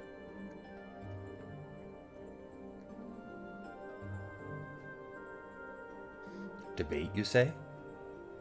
That is correct. I'm neither a tome nor a tutor. I have no desire to educate my patrons. Should you have a matter to discuss, however, the 15 factions and their effect on Sigillian politics, the most effective battle stratagems for warring in Acheron, the meaning of existence itself, I would be most pleased to choose the counterpoint and engage you in debate. Choose a topic, see if you can best her. You choose a topic and begin. The debate lasts a long time as the two of you exchange points and counterpoints, each attempting to methodically undermine the other's position. As you speak, a strange feeling begins to come over you, a memory trying to surface. Memories of a great hall begin to form in your mind, a vast place full of well-dressed elites. A formal ball was taking place. Before you was a small, impeccably dressed fellow who wore a golden medallion. It was emblazoned with a symbol you dimly recall as the Sign of One. The two of you stood in a circle of onlookers who've gathered to listen to your debate. But that's impossible, the man was saying, looking perplexed. Oh, but it is, you recall yourself replying. I've made several inarguable points and given you a number of examples. You simply don't exist. But you can't. Were I to accept that, I'd...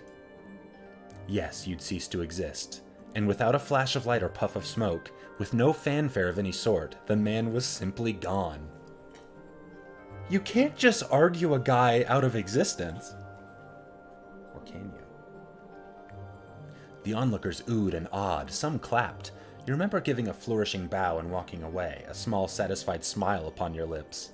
You suddenly realized Delora's watching you closely. Are you feeling well? We might finish our discussion at another time, should you like. No, let's continue the debate. As hard-pressed as you are to beat Delora's infallible sense of logic, you eventually win out. She merely nods in approval. You are a most skilled debater. This there is no denying. I do feel, though, that had I the time to perform some research, you might not have bested me. Perhaps, perhaps not. I'd consider that an unfair advantage, though. Thanks. If you would like, we can debate once more upon the same topic. I could argue your position this time, should you desire it. Wait, are you always so ruthless in a debate? Mistress Grace instructed me to show no mercy, for another of her students always allows a patron to win after a lengthy debate. It was Mistress Grace's desire that I provide a different sort of experience for the clientele. Oh, so I can't? I see. Could we play a game now? No, I don't really remember any games. Not right now. Farewell. Alright, so is that one of them? Maybe? Wait, these are Modrons?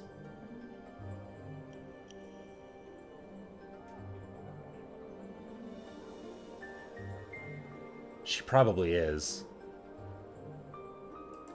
But was she also instructed to lie about that? Maybe.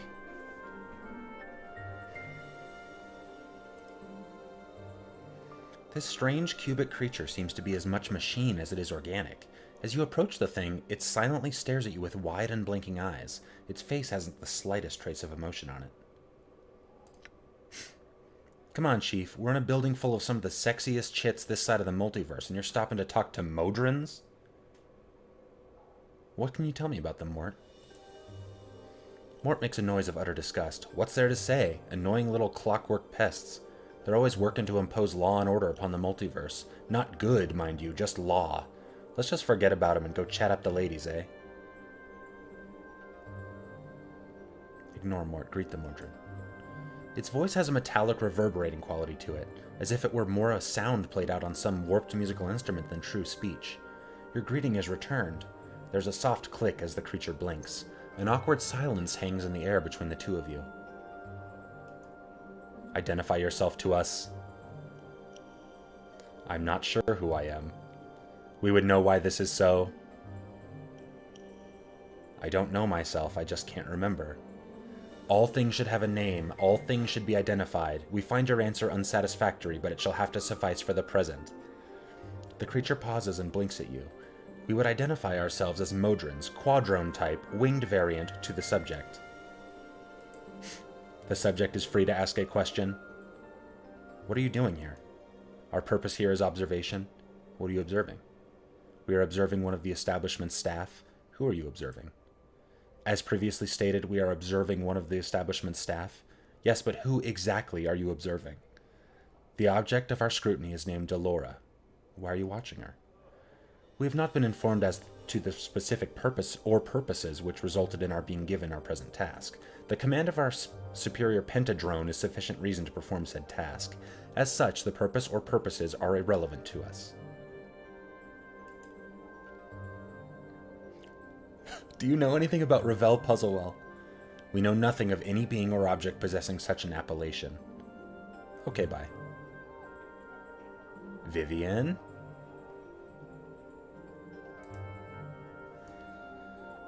What's up, Vivian? This tall, elegant woman, with her sharp features and regal demeanor, is a striking example of aristocratic beauty.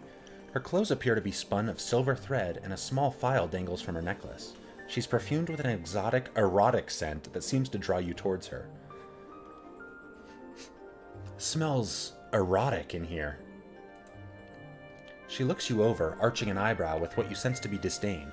Greetings, my name is Vivian. Am I to presume I'm being summoned? No, I just had some questions. Imperiously? Go on, then. What's that incredible smell? What are you doing here? Aside from my work as a student here, I'm looking for something, actually. You would not happen to have smelled it, would you? Smelled it? Yes, I have a particular scent that seems to have gone wandering. 'Tis somewhat difficult to keep in one place. I hope that someone did not take it by accident, though you never know with the ladies around here. So, by any chance, have you smelled it somewhere? You smell quite nice right now, you know. Yes, yes, and I thank you for your compliment, but I assure you this particular aroma is nothing to my personal scent. How can a scent go wandering? I'd meant to infer that it had been taken. The ladies here are a bit jealous at times, and have been known to take my various perfumes for themselves. This time, though, someone has absconded with my own personal scent. I worked on that scent, perfected it, and now poof, 'tis gone! I need not bear such annoyances. I want that scent back, and I want it now. How would you know if you found it? You would know it by smell, I assure you. 'Tis quite striking, especially to men. Are you certain? I do not wish to impose. No imposition. I'm pleased to help such a lovely woman as yourself. Oh, no imposition. I expect a reward. Updated my journal. Anna mumbles something angrily. You catch the words piking and idjit stick. Vivian smiles and nods to you. You are too kind. Very well. If you run across it, please let me know. I'm somewhat anxious to get it back. A one-of-a-kind scent, really.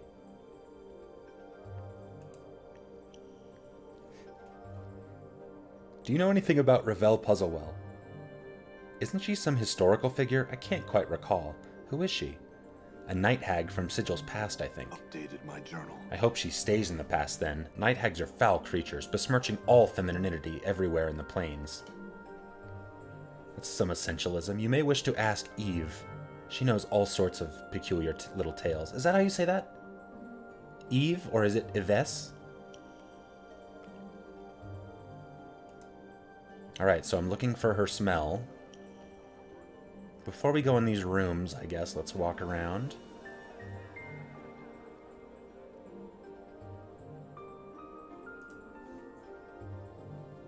Big ass tree in there.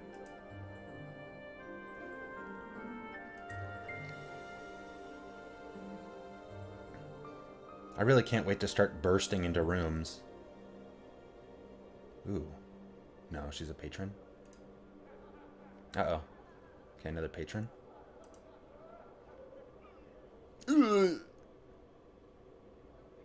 Okay. There is one open door. Let's go into the open door.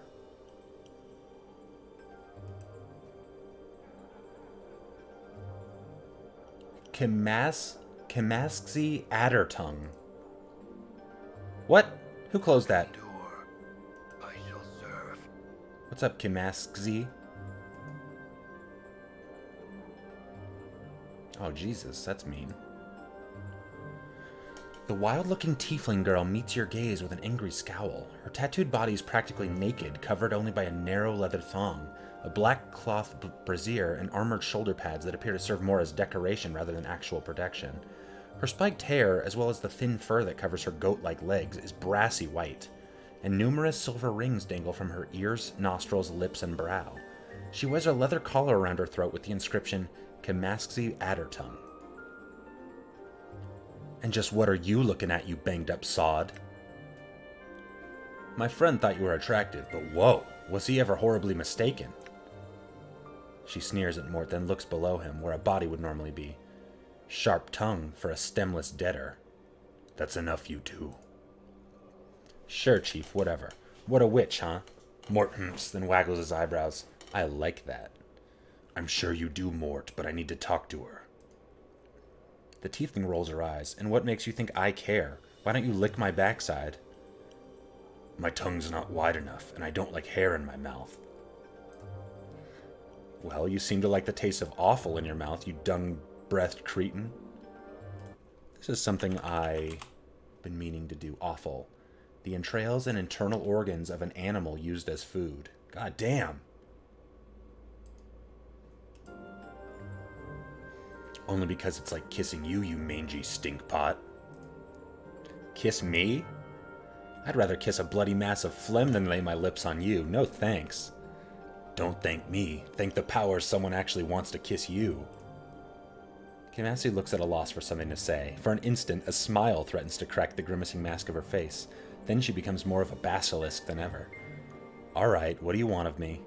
Questions answered. Fine, whatever. Ask. Say, can you teach Mort here to be more abusive?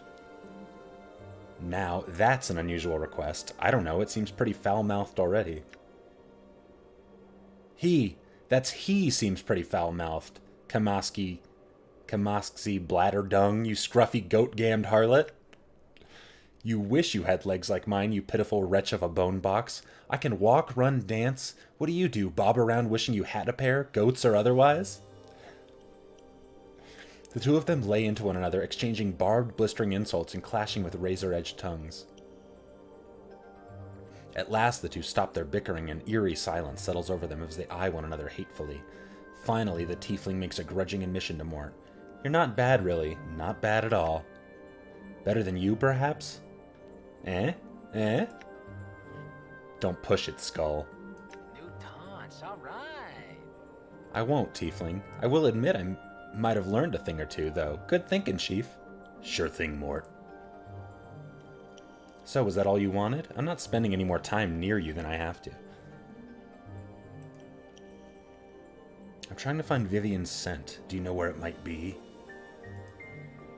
Try a hive gutter, or perhaps that's just a similar aroma. To be serious, though, Marissa stole it. Marissa, I haven't met her yet. Are you sure of this? No, but I'm hoping you'll go stomping into her room and upset her enough to do something awful to you. Do you know anything about Ravel Puzzlewell?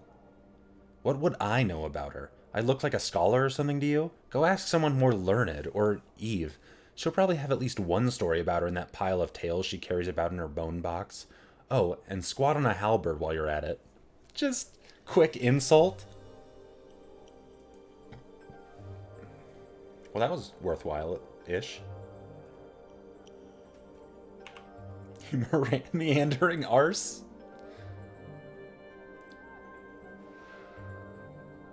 Alright.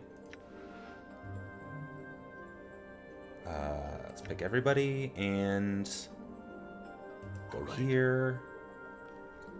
Quick save. And I don't know, let's bash something. Forced it. Done. Does that, I mean...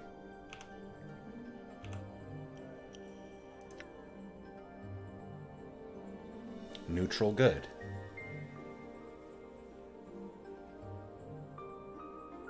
Neutral good, okay.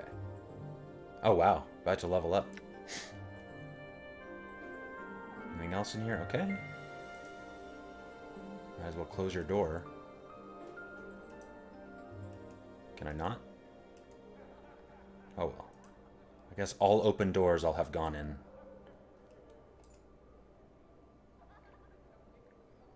Eve, the tail chaser.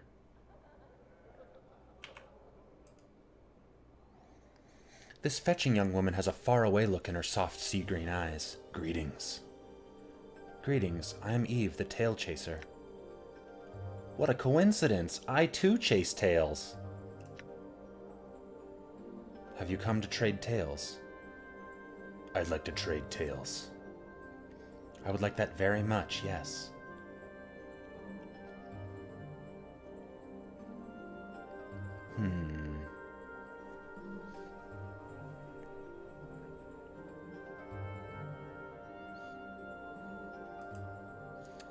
Eve leans forward as you tell the tale of Requin's odiferous curse. She seems to devour your every word. As you finish, she smiles at you.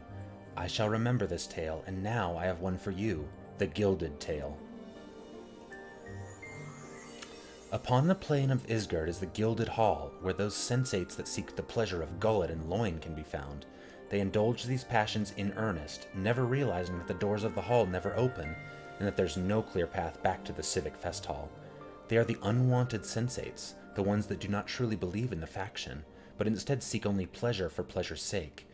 Are prisoners who do not realize they are such truly prisoners?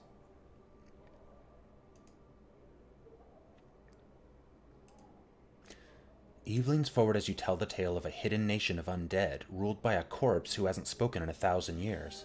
She seems to devour your every word. As you finish, she smiles at you. I shall remember this tale, and now I have one for you, the petitioner at the gate. It was far after peak when the distant pounding was heard at the gates of the prison. Karis, the oldest mercy killer known to the faction, dragged himself from his post, making his way down the hall to the great gates that separated the punished from the outside world. The pounding did not fade as he reached the gate and spoke to it. He called out and received no answer. He opened the gate, far from feeling caution, but a strange, compelling sensation. A haggard figure was on bent knees just beyond the door. Her hands were bloody from where they had been pounding against the gate, and her breath came in labored gasps. As the flickering light from the interior prison chamber poured across the cobbles, she glanced up at the mercy killer, who stood framed in the doorway and began to sob with relief.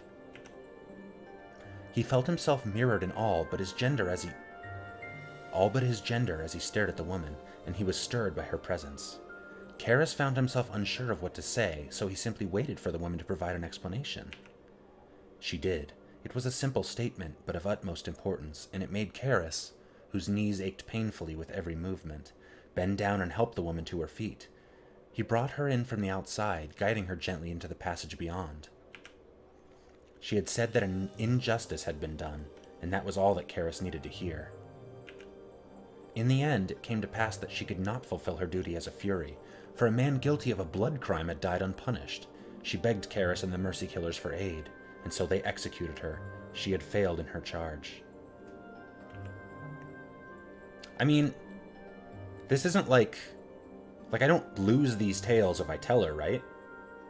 I wouldn't imagine so I'll keep telling her shit. Eve leans forward as you tell the tale of the alley giving birth. She seems to devour your every word. As you finish, she smiles at you. I shall remember this tale, and now I have one for you. Before I begin, I must ask, do you know what a modron is? Then I shall tell you the tale of the clock and the quadrone.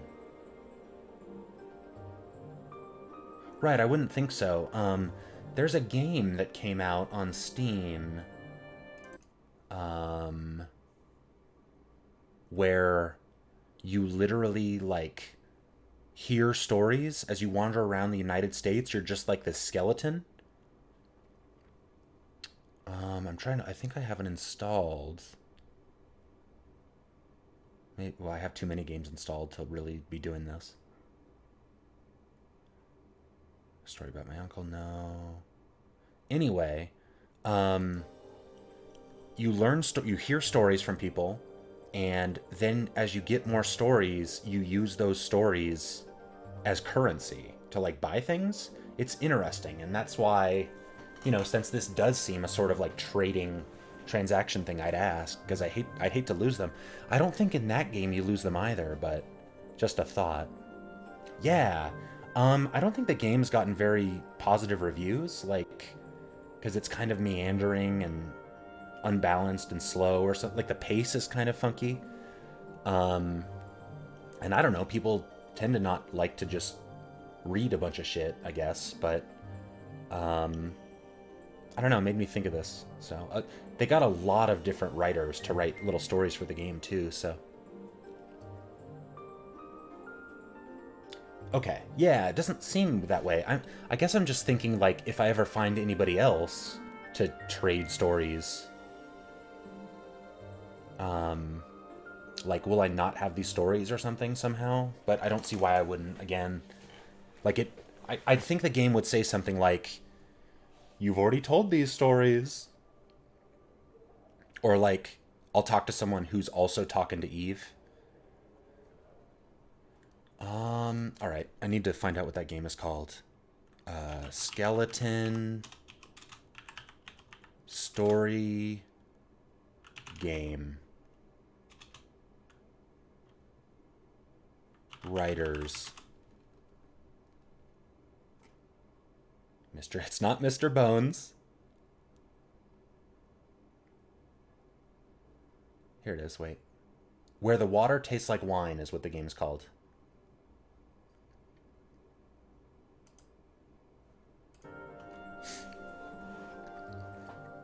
Go on. Once upon a time, there existed a Modron. It was newly created, its logic fresh and untested, and it had come to Sigil following the commands of its Modron superiors. When I was talking to those Modrons a second ago, I got the feeling that they're, similar to, like, a Doctor Who character? What, like the Cybermen or something? Like, you know, except they're not trying to just kill you. But, I don't know, it's somehow it gives me that vibe. It knew of nothing but commands and dictates, of obedience and passing along the orders of its superiors. For you see, Modrons are only aware of the commands of their immediate superiors.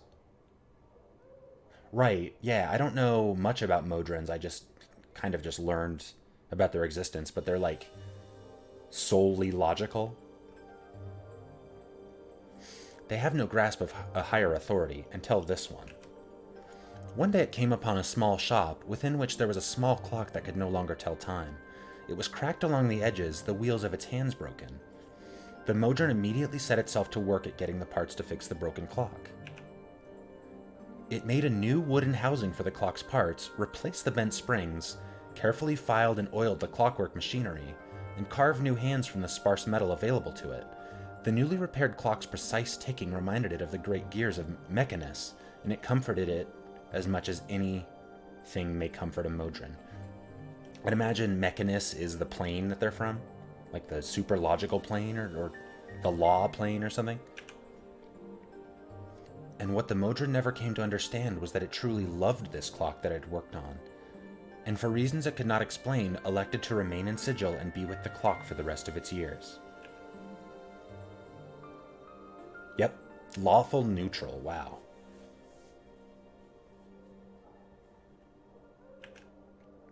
Eve leans forward as you tell the tale of your awakening in the Dustman's mortuary. She seems to devour your every word. As you finish, she smiles at you. I shall remember this tale. I too will tell a tale of the Dustmen. Chapters of Dust.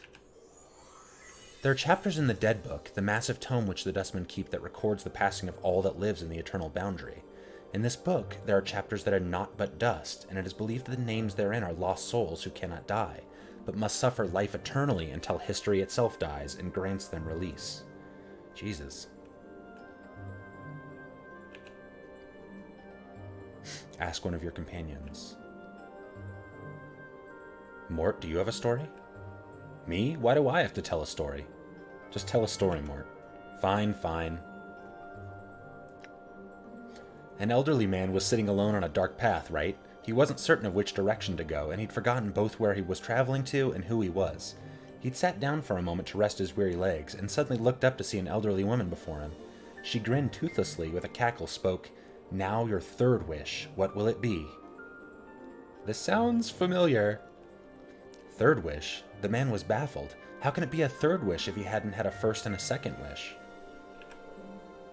You've had 2 wishes already, the hag said, but your second wish was for me to return everything to the way it was before you had made your first wish.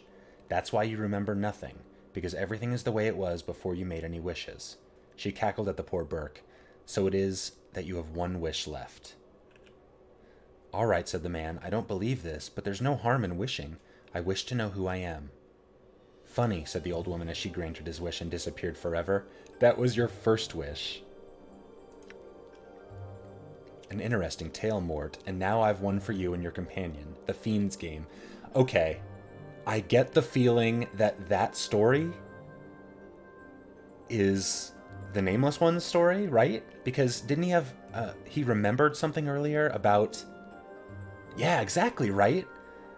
Fuck you, Mort. Mort knows some shit, and he's not letting on. A fiend sometimes wandered the wilderness of a certain prime world in the guise of a friendly old man. One day, he came upon some hunters in the wood. What are you doing? The fiend asked. The hunters told him, and the fiend nodded. I've never been on a hunt before. Yeah, I did that too. He just says the same thing, like, I don't know, I just thought it was wash. The hunters invited the old man to come along, and the group eventually came upon a glade where several deer were grazing. The hunters carried crossbows but did not fire, and the fiend asked them why. They are unarmed, the hunters chuckled, patting their crossbows. We hunt nothing that does not have the ability to defend itself. After all, where's the sport in that? The fiend nodded at this and promptly gated in 3 of his fellows. The hunters led them on a merry chase, but eventually they were caught and eaten. Yikes. Anna, do you have a story to trade? I am no good at telling such things, I'm not. She frowns and waves her hands as if trying to shoo away the idea. Don't be asking me for such nonsense now. But I would very much like to hear your story. Please share your story, Anna. Come on already, fiendling. You already have one tail you won't part with. Anna looks uncomfortable, her tail lashing slowly back and forth. Well, I know one story. She suddenly becomes angry, glaring at Eve. But you might not like it, you won't, so don't be blaming me for your choking it out of me.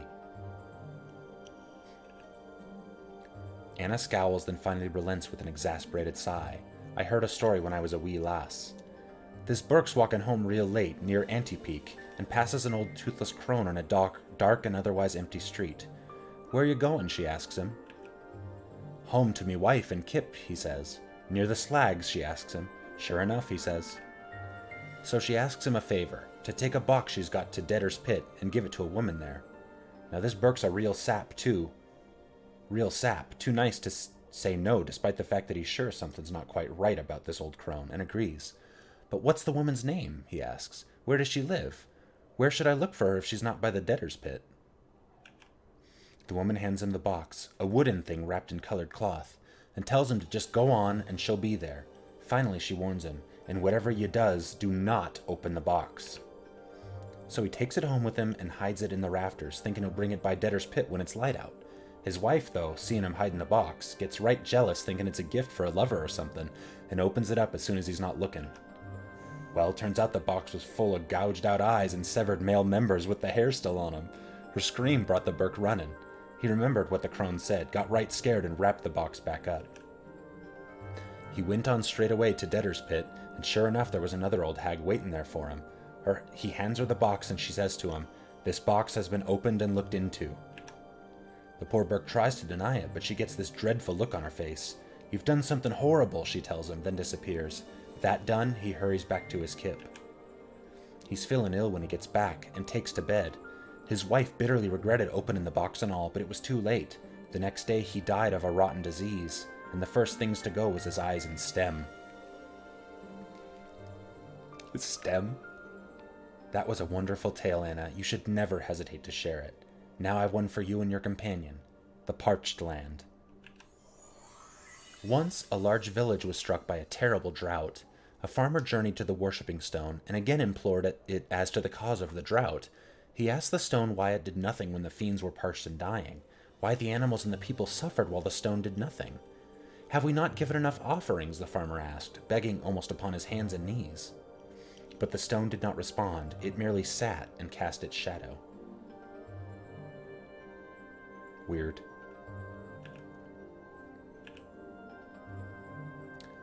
Deccan, do you have a story to trade? I shall impart the tale of Ak Ali drowning. Deccan tells the story of Ak Ali, a foolish Githzerai of myth, who had become lost in the chaos of limbo. Normally, a single Githzerai may use their focus and mental discipline to form the chaos around them into a small, habitable environment. Akali, however, asked so many useless and unfocused questions in her quest to return home that her Isle of Matter dissolved around her, and she drowned. Fascinating, Dakan. Let me share with you and your companion another version of your tale that I have heard. Dakan looks attentive and perhaps a little surprised. Eve goes on to tell a different version of Dakan's tale, in which Akali was driven from the Githzerai city of Shrakht-Lor for her constant useless prattling. One day she encountered a Slotty on his way to the spawning stone. She hastily erected a wall of chaos matter, which even the ravenous Slotty found difficult to break down. Hungrily it waited and spoke to her through the wall.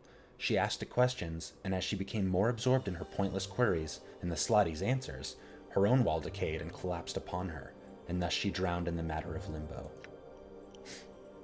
I had a question for you, Eve.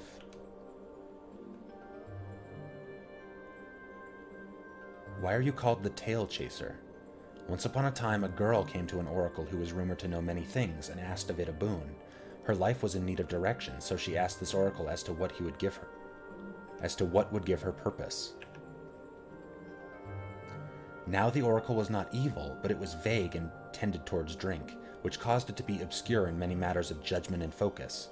Its only answer to the girl's question was that within one story that she would hear in her lifetime was the truth that she sought. The girl went off and collected stories, which she chases to this day, not knowing which of the thousands hold the truth. Such is the danger of a foolish question and the wisdom of an unspoken one. Jesus Christ.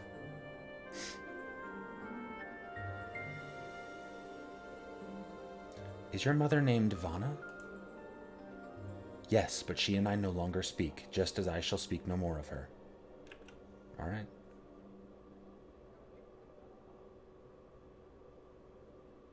Do you know where it might be? Updated my journal. Speak with Nenny. She is forever pacing about, observing everything intently.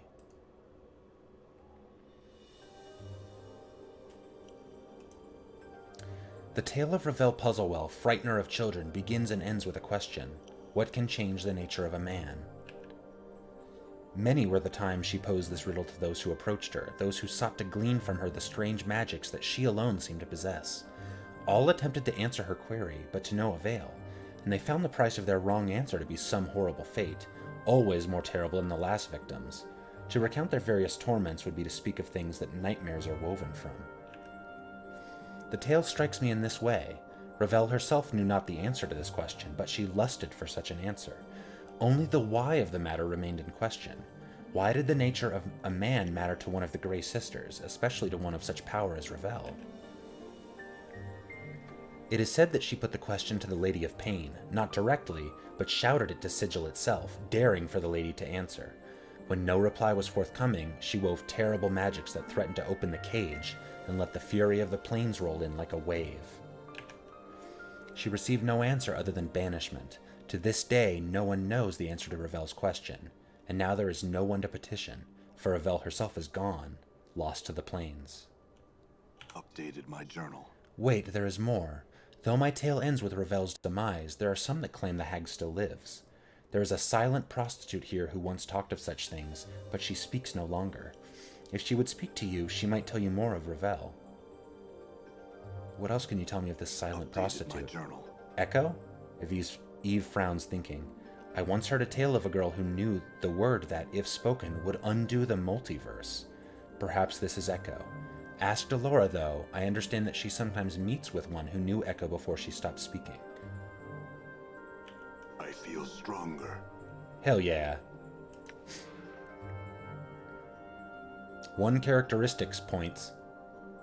Characteristic points. And...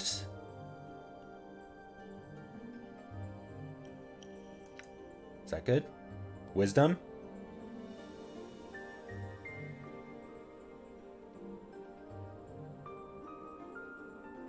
Hell yeah, wisdom.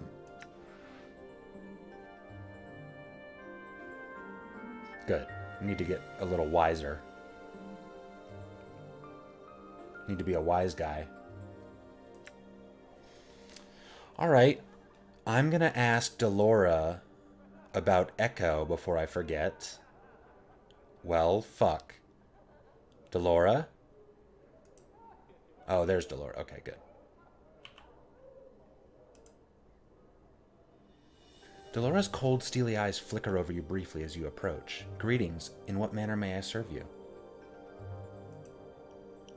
I'm willing to serve you as a patron, but have no wish to answer other questions at this time. My apologies, but I fear you shall simply have to bear with that for the time being. What's wrong? Anything I can help you with? Updated my journal.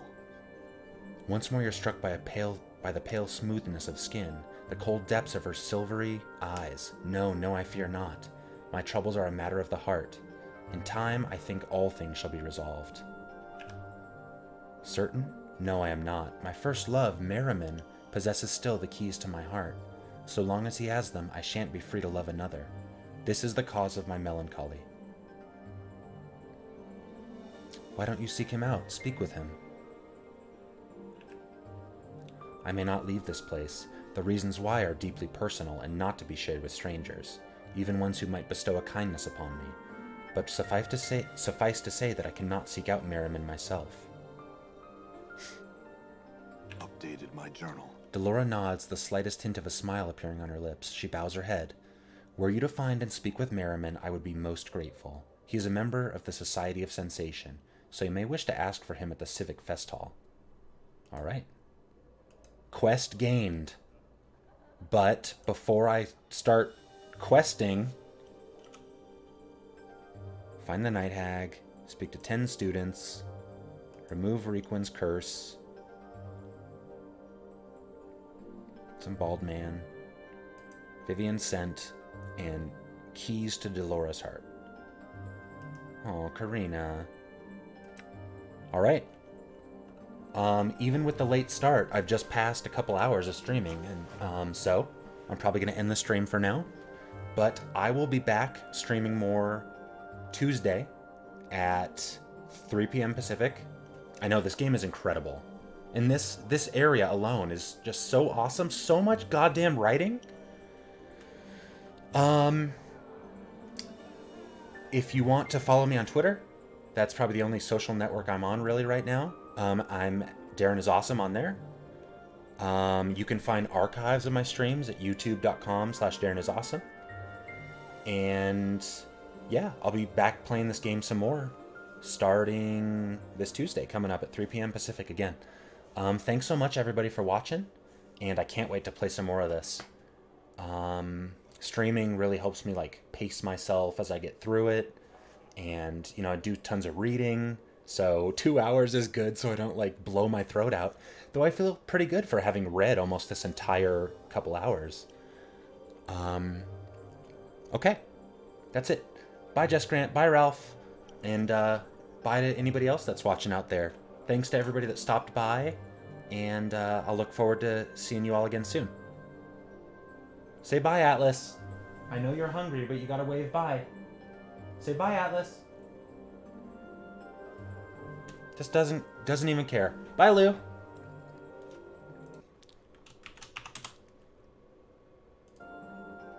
And